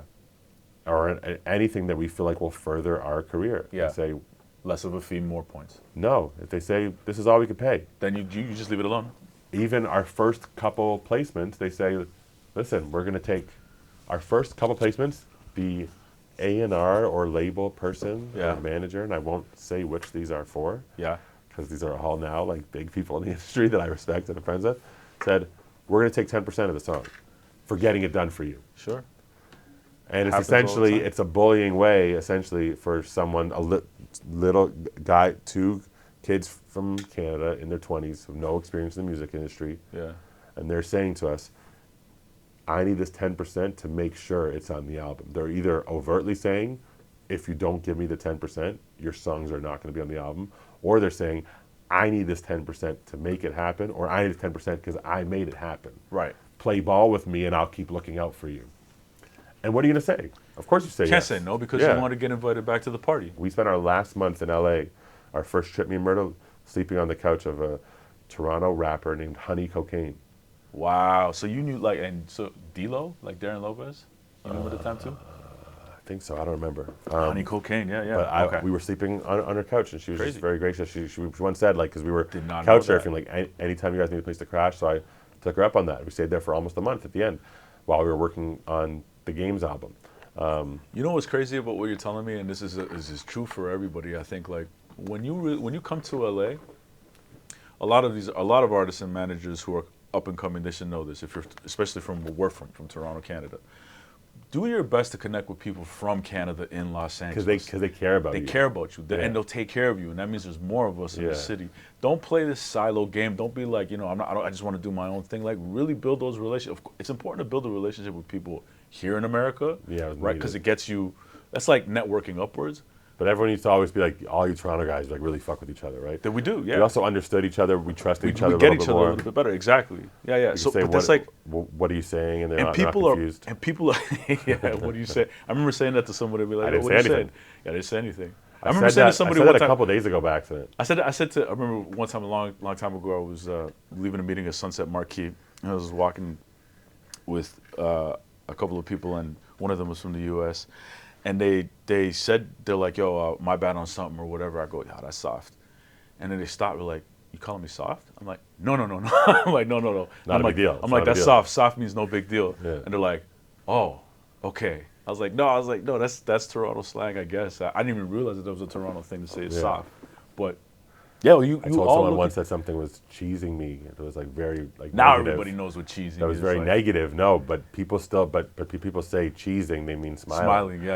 I said, oh, man, it's cheesing me. guy's Like, cheesing. why does that make you happy? Yeah, Right. yeah. No. That's not what we're talking about. Yeah. But there was, I just gotta like to repeat that it's like it's an important thing. People Yeah. will look. You gotta look out for each other, right? And that happens, right? So build those relationships with those people that are a part of your cohort, basically. Yeah. Those kids who are trying to come up. You gotta all build these relationships together so you can all come up. That's like this is a super important piece. Tell me, I want to go into like specific records and how they got figured out from your perspective. I mean, not from your perspective, but from what you did. So, tell me about these. Pipe It Up, Migos. Pipe It Up, Migos. Anytime Murda was going to any sessions, I would always be with him, except for when he went to Atlanta to fuck with the Migos. Quavo called him early 2015 while we're in LA, and for him to go work with him on some of Migos' first studio album. First album with a label. Yeah. With a major. Wire in. And I remember Murda calling me one night. So when Murda would do these Atlanta trips, he would be living with them. He'd be staying at Takeoff's house, Right. or Quavo's house, or Right. they'd all be staying together. He'd stay with all of them in a house. Like Murda was like the fourth Migo, Right. the white Migo. And he, I remember him calling me one night. He's like, bro, we got one. He knew. That was one of the first songs. So that song was one of 3 on the Migos album. Easy to sort out? Because at this No. point you guys have, no? That was like my first time doing Trying a to deal. figure that out, yeah. And I'm calling for advice from people. Yeah. And we had an Again, entertainment lawyer at the time, but Going back to talking to people who have the experience and you trying to figure it out, making sure that you're saying the right things or at least trying to approach it from the right place. yeah, saying so. Like I knew the lawyer's there to protect me and that I'm doing the right thing. Yeah. But I wanted advice from people who had done it before. Like even like I knew I wanted to wear this. I dressed myself. I'm a grown man, but like I asked my wife before I left. I look good, right? Like, you know, like I like talking about things before I do it. Sometimes with people that I trust, just even to like run it by from people, you know. And it, but then it, Yeah, so you do. so You so do. I'm saying even today, but then especially at the beginning, like I humbly knew like I do not have experience in this. Yeah. Yeah. So when I asked, so I was talking. Then I remember Murda would sleep into like 1. I'd be up at like 10. I remember staying in Santa Monica. I go to the beach every day, and I would just be calling people, just telling them about what's going on, asking their advice. People in the industry. Yeah. And that was one thing. It's like when you're willing to say like I don't know a lot. You have so much experience. People are willing to talk. Tell me about yourself. People Like, are as willing to always you talk. and anyone watching this see from the last hour and a half to 2 hours of this. Like you ask someone to talk about themselves, they're more than happy to. Right. You know, so it's Yeah, like yeah, I was yeah. always able to get free game Yeah. by just like flattering people by you know more than me. Right.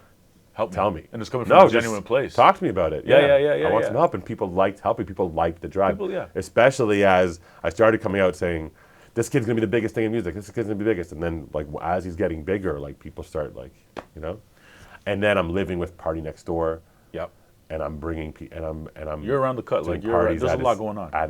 at his house all the time, and Yeah. Kylie Jenner's living with us for a little bit, and it comes out that like Party's the gatekeeper writer for the song Work for Drake and Rihanna, and it's like so Right. I'm the gatekeeper to the guy that's the gateway to like the biggest artist in the world. It's like Yeah. I tell everyone. I just told Party last week on his birthday, like there's no one that aside from like Murda, obviously for believing in me to be his manager.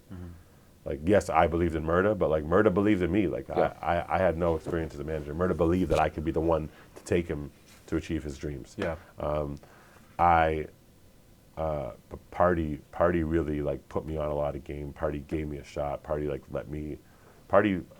I went with Party to the studio every night for like 3 months when he was the most coveted person in music. Right. He wrote Work. That was Right. like I was living with That's a him when big it deal. was #1 song in the world, like for the 3rd week in a row, 4th week in a row, 5th week in a row, 6th week in a row, 7th week in a row, 8th week in a row. Like, you know, we were- Monster record. yeah. Tell me about Nipsey Hussle grinding all my life. So we go to LA December 4th, 2014. Murda wants to go home for Christmas. Thinking about going home for Christmas, we're debating it, but then we both decide if we go home for like because we hear the industry's about the shutdown as we know now. Music industry kind of shuts down Yeah. around Christmas and New Year's, Yes. as most industries do. Yes.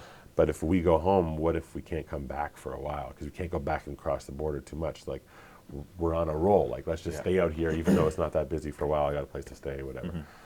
I remember it was New Year's Day, January 1st. We're staying at my boy Trevor Abbott's house in Santa Monica. And Murda's on Twitter, and he's just, like, refreshing. Because Murda is, remember, I'm the best networker in the clubs, on the streets, whatever. Like, I'll make it happen. I'll go up to anybody and make it happen. And I'm selling my passion.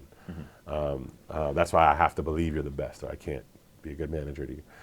Murda was really good at social media networking. So I remember he saw Nipsey Hussle. I remember we were sitting in the living room, nothing to do. It's like January 1st or January 2nd, so like the first couple days of the year, and Nipsey tweeted like, looking for some new beats or like new producers, something like that. And Murda DM'd him immediately. So that was one of Murda's things.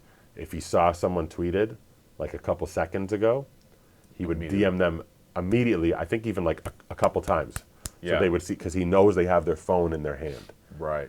So it was like if I hit them Wow. as they're tweeting, Wow. they're going to see it. Okay. If they tweeted an hour ago, he's not going to DM them because he knows like Okay. they're not going to see it. Maybe he still Yeah, DM'd yeah, everybody. yeah. Sorry, but like he's gonna Immediately. attack, like maybe even send like 3 DMs or likes, whatever. So anyways, right at it. Nipsey posts that attack. Nipsey's like pull up tomorrow.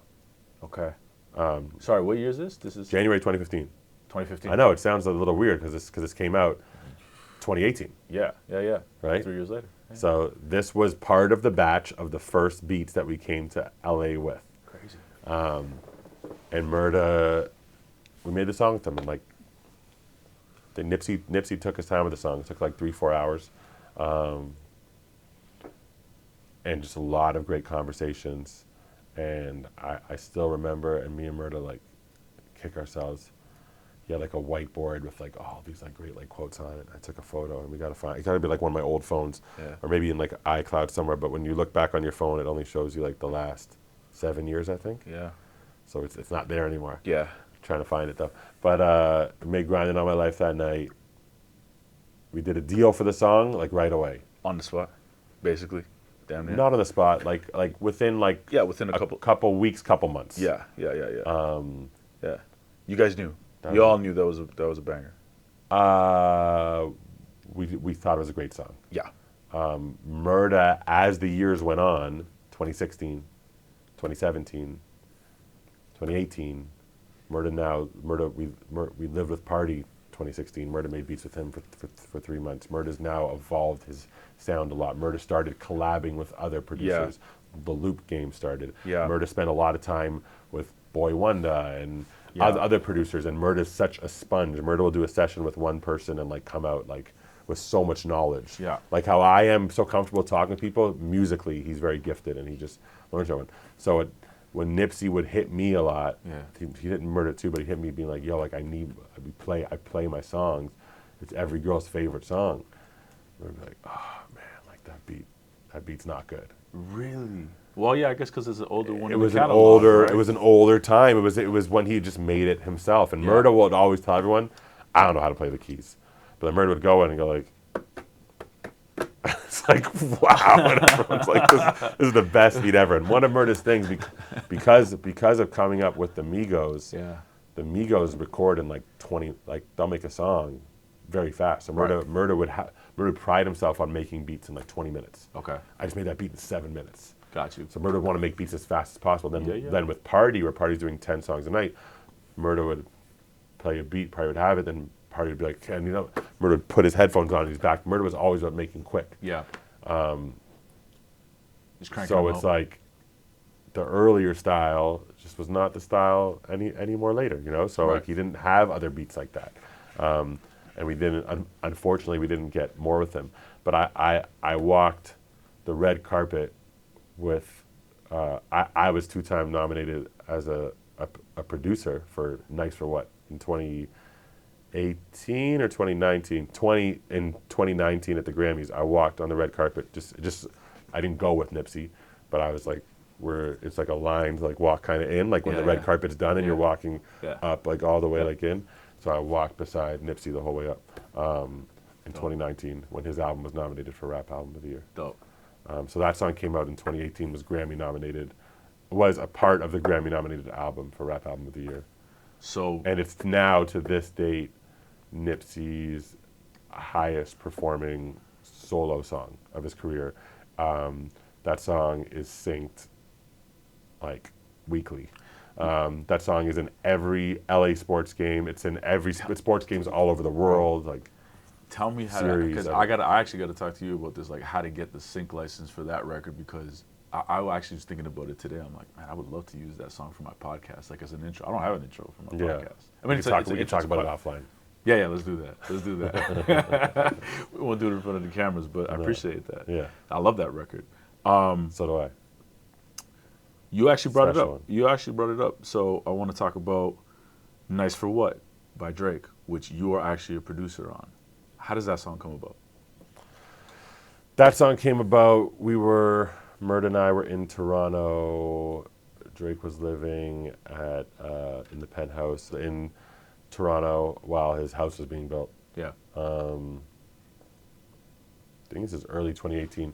So like right before that, we were with him in Miami for a few days cooking up.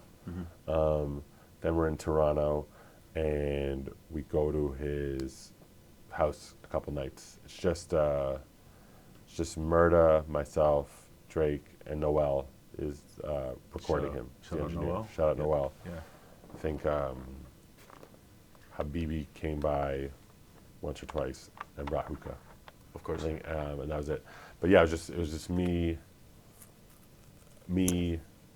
Drake, and Murda and Noel. First night,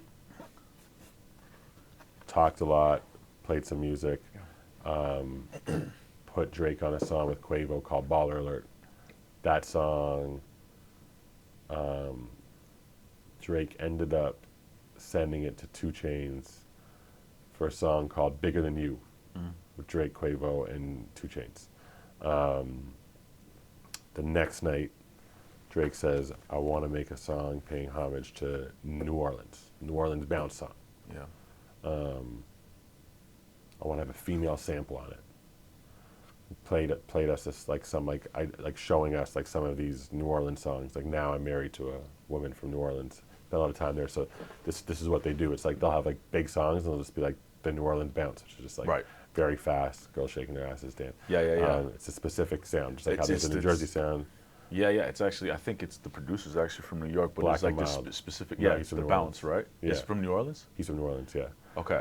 Black and Mild, but everybody's used that sample. Yeah. it's different in Jersey. They're similar Okay, that's because right. they're like high tempo, fast dance, Yeah. but it's a different bounce. Okay. But yeah, like New Jersey's having a wave now. Baltimore had a wave before. In these places, it's not they're having a wave now. It's always been the wave. Baltimore, it's like the New Jersey sound got big for the world for a little bit because like Nicki did a remix with the song with the New Jersey bounce. It's like it's having a moment big now. Nice for what? It had a moment big on a global scale. So anyways, by the way, me and Drake are playing 2K, and I think this is the last year I think I stopped really playing altogether by like 2K20, but this is 2018, and I still think I'm decent. Okay. And Drake is slapping me by like 40 points. He is destroying me. I'm pretty sure he had like he had his own player that was like amazing too, but I'm pretty sure I watched him play a couple games where his team where he played his own player, but when we were playing, he was just destroying me. He was beating the shit out of me. Murda's either playing beats, making some stuff. Me and Drake are playing 2K. While Drake's like listening to the music, talking all for me, I'm so focused, trying so hard just to get a bucket. For Drake, he's just like one hand talking to Murda and just like dunking on me, destroying me, beating me by 40 points a game. It's embarrassing. Light work. We're not playing. I'm used to playing like 2 or 3 minute quarters. We're playing like a 12-minute. Like full game, like he plays full games. You get and he is destroying me. Dummied. It's like destroying me, and while actively talking to Murda, like Yeah. listening to music, like writing music. We're brainstorming ideas, but I'm there as Murda's manager, so I'm very active in the conversations. Like I always am with Murda, helping facilitate, make the vibe good, make the relationship good, do all that. But I'm letting them to talk about like the music so much. I'm giving feedback here and there. But then I'm thinking like Alicia Keys, this, I think this one, I don't know, and then Murda's like, Cory, you have any ideas? And we had just got back from Miami where we went to Revolt, and Lauryn Hill performed, and she was one of my favorite artists of all time. Growing up, the first album I ever bought was Fuji's A Score, and I said, Lauryn Hill, and Drake's like, ooh, which song? I'm like, X Factor. He's like, ooh, which part? And I sang the bridge. I'm like, I'm like the best part. Like, care for me, now you care for me. And he's like, ooh, I like that. He's like, Murda, what do you think? Murda was not familiar with the song. Right. Not his fault. The song came out when he was 3 years old. So on his laptop, downloaded the song or pulled it up on YouTube.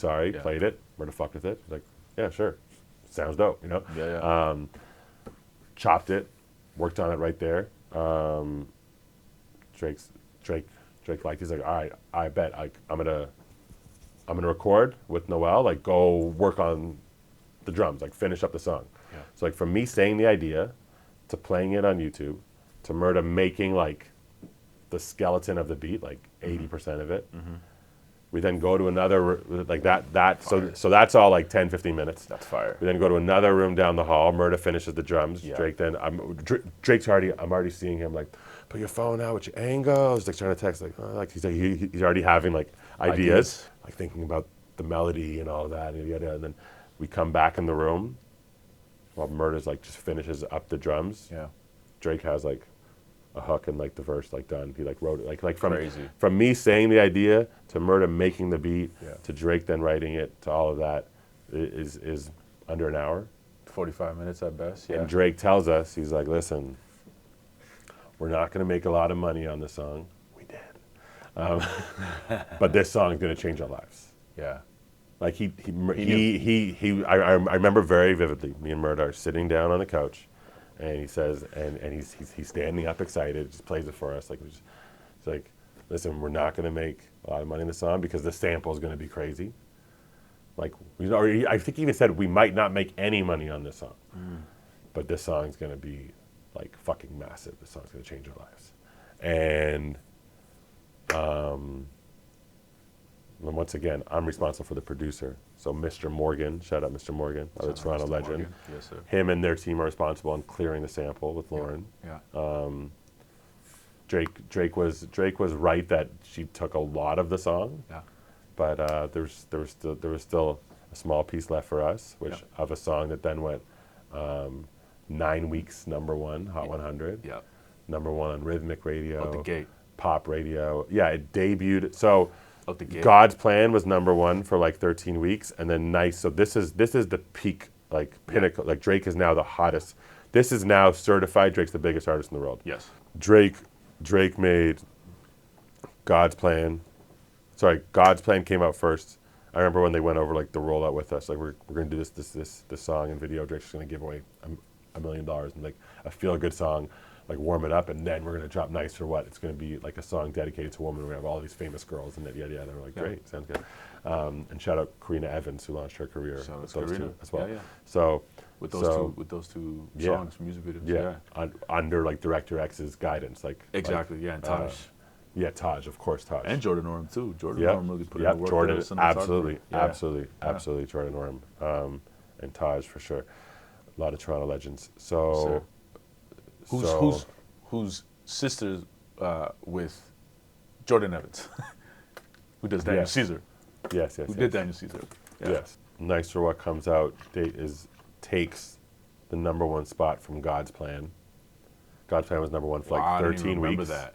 Then Nice for What came out, knocked out God's Plan, #1, for 7 consecutive weeks. Yeah. And then Childish Gambino, This Is America. That song came out with the crazy video. Like, It was like a huge moment. Yeah. So that song took the #1 spot from us. Interesting. And then we went back to #1 the next week. It was Okay. like the first time in history that had happened. Yeah. Where it was #1, fell down, and rose back to #1. Was it? Okay. At that point, it was. Yeah. Not like us did again this week. It was #1 a couple weeks ago. Right. Now it's back #1 Right. today. So it's definitely happened again since. But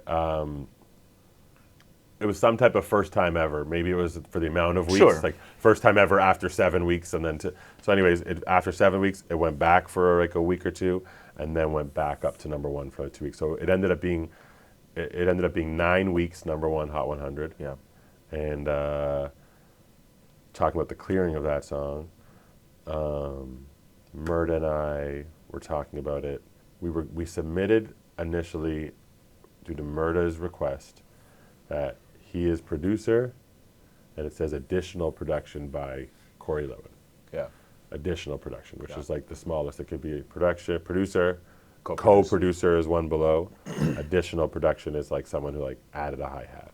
I literally was there for the whole song. I came up with the idea. Yeah. But I'm like, and that was hard for me at first. Okay. I remember calling my mom, and my mom said, like, what was your motives in being in that room with Drake and Murda? Was it to help your client get a #1 song, or was it for you to start your career as a producer? And you know, it's like, and I'm like, true. So she's like, Shout just out to take Mom. it. Yeah. Cool story. Keep it Yeah. going. So then said that as additional production. Anyways, Murda and I then decided, like, maybe it's going to rub people the wrong way. Like, why is the manager, you know how we talked at the beginning, like sometimes like, and now it's very common, managers will just take like 5% for like placing a beat. Right. And that's what you're supposed to do. You're a fucking manager. Right. A&Rs will take 10% because they made a song happen when that's what the fuck you're supposed to do. Right. They like take a piece of the writing share for making plays when your job is to make plays. Which is wild. Yeah. So No, but you actively did the work. I mean, you were there. yes, Yeah. but we just decided, you know what? we want to keep things good with Drake. We don't want to look weird as people. They like many of them still see me as like I was the party guy, the girls guy, man, yada yada. Like maybe they're gonna think it's weird. Like why is Cory's name on there? We just weren't sure what people would think about it. Yeah. So I called Mr. So I'm okay, fine, whatever. I wanted my name on it, but I'll always know my contribution. It'll be a cool. And shout out to Murda. He tells a story every time. Shout out to Drake. Anytime I've seen him at like his parties or whatever, like we'll talk about it. Like there's no issues. But anyways, I called Mr. Your name's on the credits. Yes. Yeah. But I'm getting that. So I called Mr. Morgan. Yeah. And said, you know what? Hey, I don't know if you saw my name on the credits that I sent in. And I was about to tell him, and if he said like yeah or no, I'm like yeah. Well, take that off. We're not going to put my name on it. Oh, okay. I was calling him to tell him to take it off. I called him, and he's like, yeah, I did see your name on it, and I thought it was weird. So I was with Drake when you sent that. So I asked him, hey, you know, Murda's manager, Cory Litwin, Yeah. had his name on there as additional producer. Yeah. And Drake's like, or additional production. He came up with the whole idea of the song. He's a producer. Dope. Yeah. So Morgan bumped my name up to producer. Told Murda. Murda's of course cool with it. So like we sent my credits in as we sent Murda's credits in as produced by Murda, additional production Cory. Oh, and then okay. Drake said, nah, he's a producer. That's so what's like up. shout out to Drake for That's what's giving up. me my credit on that one. Yeah. That was really cool. I mean, you're doing this all, and this is your company. This is your organization, right? This is just you. I was just tunnel This is vision just- focused, just managing Murda. MurdaBeatz. Yeah, You, Cory Litwin, Murda Beatz. Kai's helping you with some stuff here. At this point? 2018.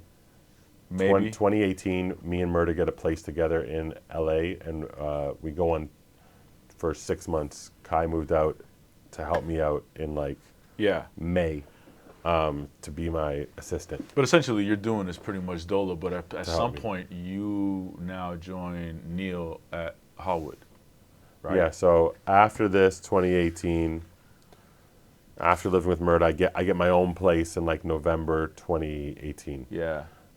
He went on a massive tour, amphitheater tour with G-Eazy, Lil Uzi, Ty Dolla $ign. Yeah. Murda became a DJ. At that time, I helped convince him to become a DJ and push him to be a DJ. But the first time I was booking him in Hawaii and bringing out Lance, who would do shows with Wanda. Crazy. Lancelot from Toronto Crazy. to help him with it, and Matt Adam to be his photographer. Right. Launched his DJ career. And I got my own place in end of 2018, and Murda started signing producers, and I would manage those producers. Okay. So I had so I now started from 2020 marketing, 2020 music, 'cause I needed a name, Yep. and I'm now managing producers that are signed to Murda. Got you. Kai's helping me with that. Yeah. And then eventually, once the Hollywood media thing came about, Yeah. Neil Jacobson, during COVID, set up through our attorney, Amit Crispin. Neil was the former CEO of Geffen Yeah. at Interscope. He launched a startup producer, songwriter management company, and he brought me in to be his EVP. Executive Vice President. Yeah. Executive Vice President. And with that, I was able to start managing other people outside of just Murda. This is a critical point in your career, at least from Yeah. the outside in. I mean, I look at it and I say, okay, now you become the EVP here at this new company with Neil. It's not like people didn't see you in the light of like being an incredible manager. You were, but you now become. You're essentially now running a company. You're the right hand man of Neil, who has Massive CEO. massive CEO of Geffen, like Ran a whole real label. clout. He had a big is SPAC at real. the time with like, he was a Yeah, big this is deal. the real deal. So now you, and all of a sudden, so you build this relationship, and now you're in that role, and like everything else that Cory does, which I've seen you do in real time as well too, and I'll talk about that in a second, but you are now doing what you do, but you're doing it under this organization, and you're building this, and now at this point, not to fast track the story, but like, you're just crushing it here at Hollywood, and you have like, what is it, 15, 20 producers? You got a team that's Yeah, I'm running trying to everything? sign people from all over the world and getting Yeah.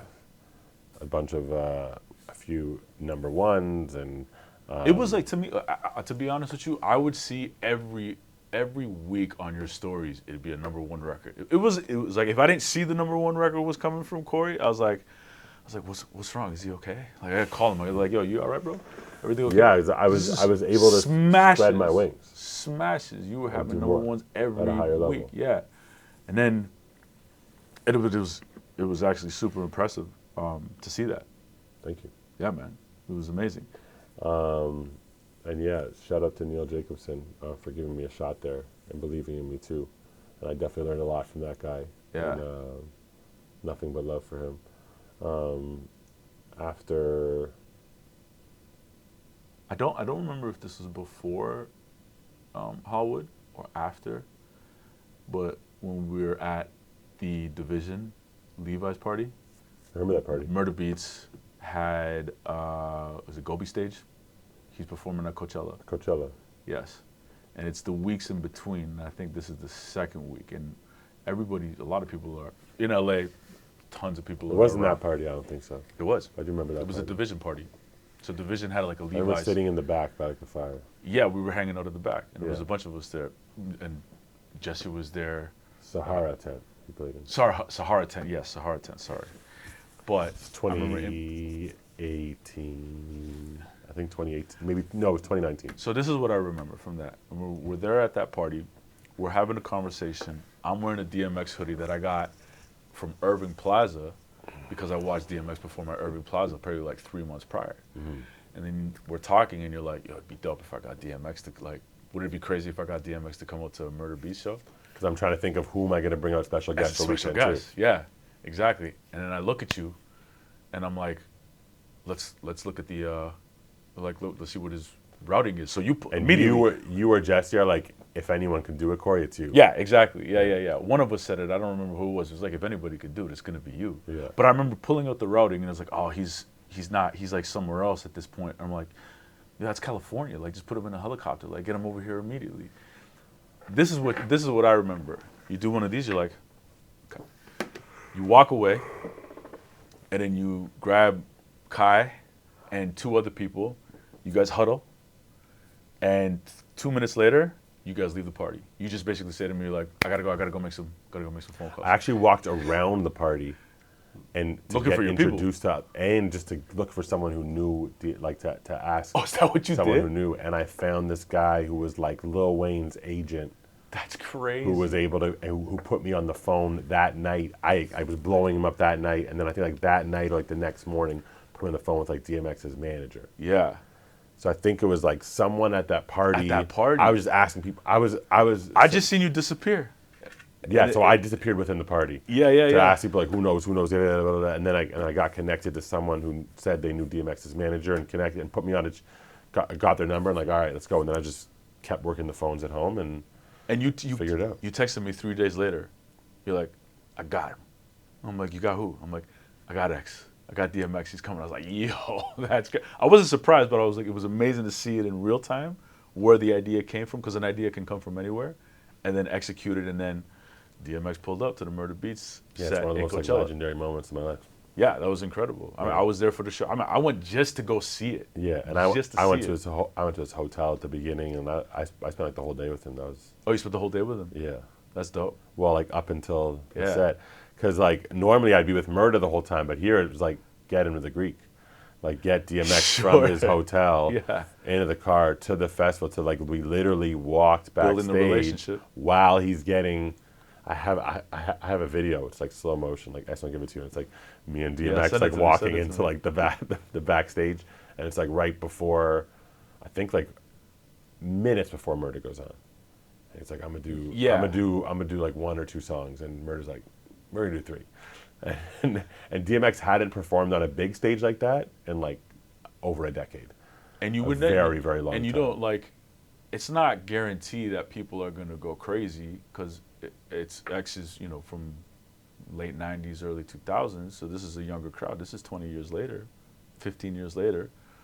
But as soon as Murda drops Rough Riders Anthem, I think that was the song it came out to. I Place think goes. it was X Gonna Give It To You. Was it? It was either X Gonna Give It To You or maybe either whichever one it was, all these kids who are maybe like 20, 25, like who were like 4 when these records came up, place lights up. And goes also, crazy. But this is what actually happened. We didn't have like the greatest time. It was like 4 or 5 p.m., whatever. But it was like No, you didn't. Yeah. in between sets. Yeah. So a lot of people are like roaming around.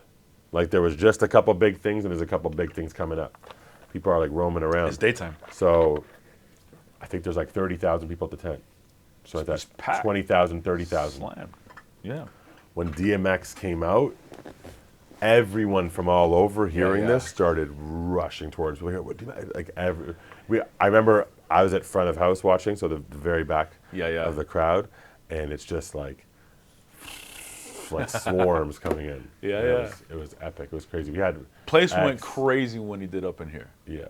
Place went like that was it. Just completely shut it down. That was the moment. Yeah. I feel like that was a really special moment at Coachella there. Yeah. Yeah, man. And you're a part of that. I mean, just by wearing a hoodie. No, at but the end it of was the day. wearing the hoodie, the idea, Yeah. but then I'm like, nah, it's not possible. And then almost like, then you'd be like, bro, like, we can make it happen. And Jesse, I remember Jesse sitting beside me. Yeah. Shout out Jesse Reyes, saying, if anyone can do it, it's you. Yeah. And I was like, it was almost gotta like, do it. you dare me? Like, You just like a dare, It felt like- like a dare. Like Yeah. I now had to do it. You guys Yeah. saying I can do it, I got to do it. Yeah. And that like, it's funny enough because not too long ago, now that informs me for the Busta Rhymes thing that we just did, and I would come to realize this is what happens. Basically, Scratch Bassett. I'm managing Scratch Bassett. Been managing for a couple of months. He has this crazy ante-up routine. He does it at the Junos, which Junos after party. Well, it wasn't a Junos after party. It was our after party, but it was during the Juno weekend, and we just like killed it, and had everybody there. And Scratch does this amazing routine.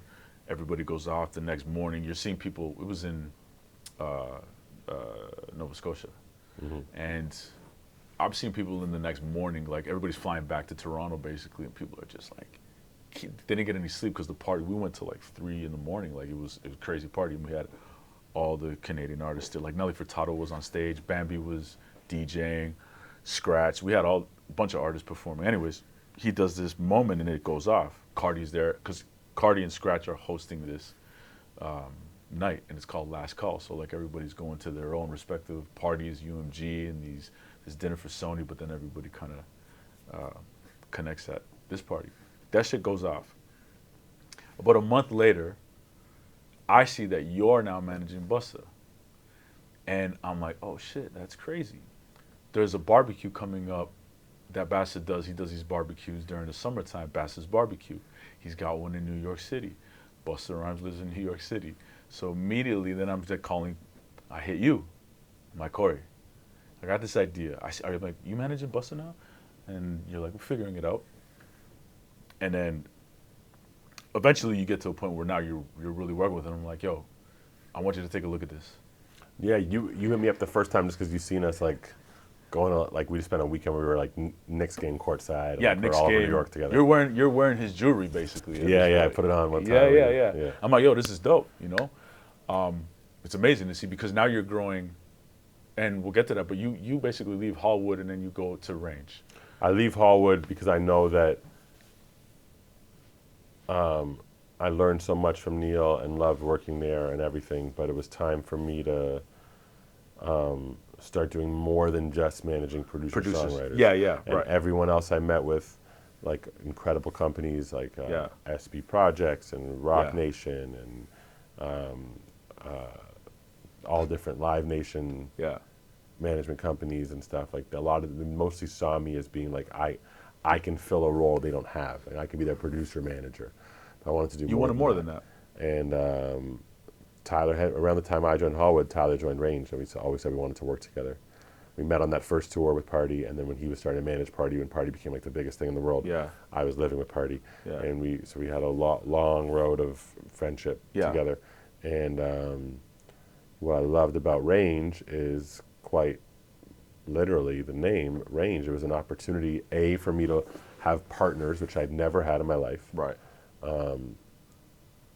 and build with people from who have different experiences, rather than it felt like a lot of at Hallwood. It was like me training people. Yeah. Me like teaching, me leading, which I liked, but I wanted, and I had opportunities that people wanted to invest in me too. And any of these Live Nation things, I would have run my own shop. Yeah. But I felt like I wasn't done learning. I wanted to still learn from other people. I wanted to have partners. I wanted to have infrastructure so I could sign at a high level. Yeah. And also, I'm a kid from Canada. I grew up watching Entourage, dreaming of living in LA one day. Sure. I want to make movies. Yeah. Like I didn't have any experience or knowledge of the music industry. That's funny. Murda just happened to make beats. All of us from Toronto watched Entourage and were like, who Yeah. wanted to get into entertainment. Cold business, in the like, winter. that's what it's like, eh? Murda and He's a Canadian to me, watch just like- Entourage again now, and you'll relate to a lot of it. For Like, sure. it's Yeah. I've seen a very couple of different. episodes and I'm like, no, It's very different now being in the industry. Yeah. Like you can relate to it a lot more. Yeah, for sure. For But sure. I liked the opportunity to, like an executive grad school, like to like learn from the biggest and best Yeah. in artist management, in TV film, in production, in business development, in sports, and everything. And like now It's constantly growing. now I can meet digital influencer. I can meet a dope chef. I can meet a skateboarder. I can meet anyone, and I can work with them and I can partner with them. And Range is just, I've never seen another company like it, and Yeah. it's really a place built for like, it's like a dream factory for like executives like myself who want to do anything and like don't want to be put in a box, and for artists who want to do more than just one thing. You know, and I manage a film producer now. I manage Oh, you a do? director Dope. who's nominated for Who's that? Best Documentary, Sam Lippman-Stern. He directed the biggest documentary of all time last year for HBO. It was called Telemarketers. And I met him in Oh, right. 2018. He did like a Forbes 10-minute documentary piece on Murda. Oh, and got you. Kai kept relationship with him for the Oh, last dope. like 5 years, and Fire. now so like I'm learning and working with the best across all genres of the entertainment industry now. And that's got to be a really good thing for other artists as well too, to see that you have such a Yeah. massive infrastructure behind you to be able to support that. And I'm sure Busta, I can't speak for Busta, but I would assume that he sees that you're part of Range. You guys build a genuine Yeah. relationship, and now you start managing him. I think Busta has great management already. Yeah, It's like yeah. We're now adding on to that. You're just adding because on to Range has, from Range's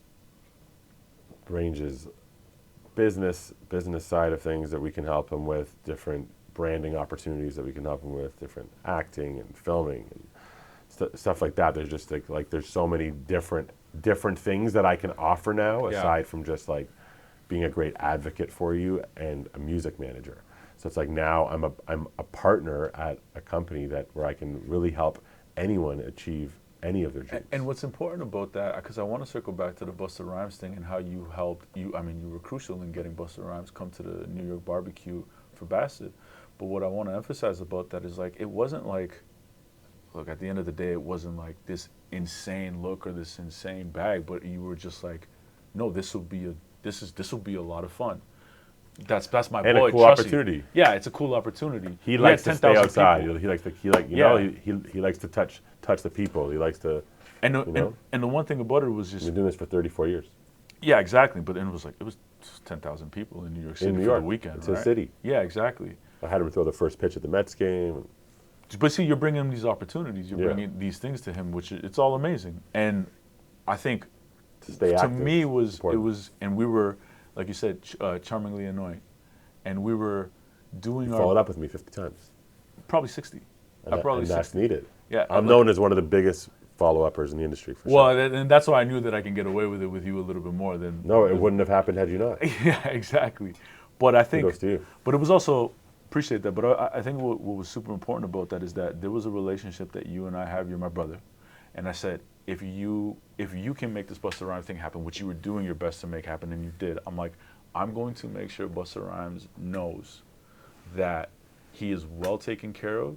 And if Cory is referring him to anybody, it's for a reason. So my whole thing through that barbecuing with Busta Rhymes and taking care of his family, look, I want to be hospitable to anybody. But at the end of the day, I went above and beyond as much as I possibly could to make sure that you looked good in this situation. Yeah. Busta at the end of his set, he did, he was supposed to just come and like hang, and by the end of it, gave me this big hug. I took care of his family. He's a great guy. Brought us back to the studio. Kidnapped Scratch Bastard till like 5 a.m. in the studio. Scratch had to take a flight at 7 a.m., but he was just like playing us a bunch of records. It was a great night. Yeah, well, it was a great night. It was a lot of fun, and it was amazing. But it was like a lot of that. I mean, that wouldn't have happened if it wasn't for you being able to tell Busta like, no, like this is my guy. Like you'll be good. Like this is fun. This Bass has this great barbecue, and I wanted to thank you. I want to thank you on camera. I wanted to make sure that people know how much you'll go above and beyond for people that you fuck with as well too. For sure. It's important like that. Relationships have always been, like I said, for everything. Relationships have always been the most important to me. And like people, my reputation's solid. I've always treated everyone with respect and always gone above and beyond for people I care about. And Yeah. yeah, you know it firsthand. No, I do. What is it that makes you do what you do? I enjoy it. I enjoy it. I'm good at it. It fuels my soul, making things happen. Like having a dream and then fulfilling it without even like knowing exactly what that dream is and what the outcome is. Being a part of things that are like big.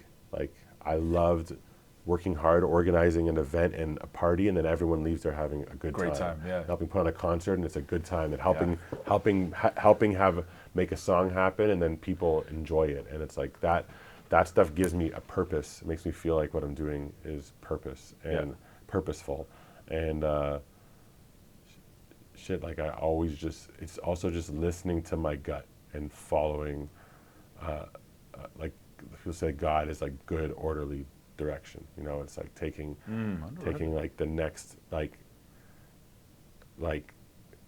the road to success is just, I don't know what the expression is, but it's like one step at a time. It's one day at a time. And like throughout the hardest times in my life, like I've always just even like right now I sometimes have uncertainties about things, but I just something inside of me, and you could call that God, you could call it the universe, you can call it your inner voice, and I think it's all God, universe, whatever you want to call it, but it's just like telling you to keep going. And it's just like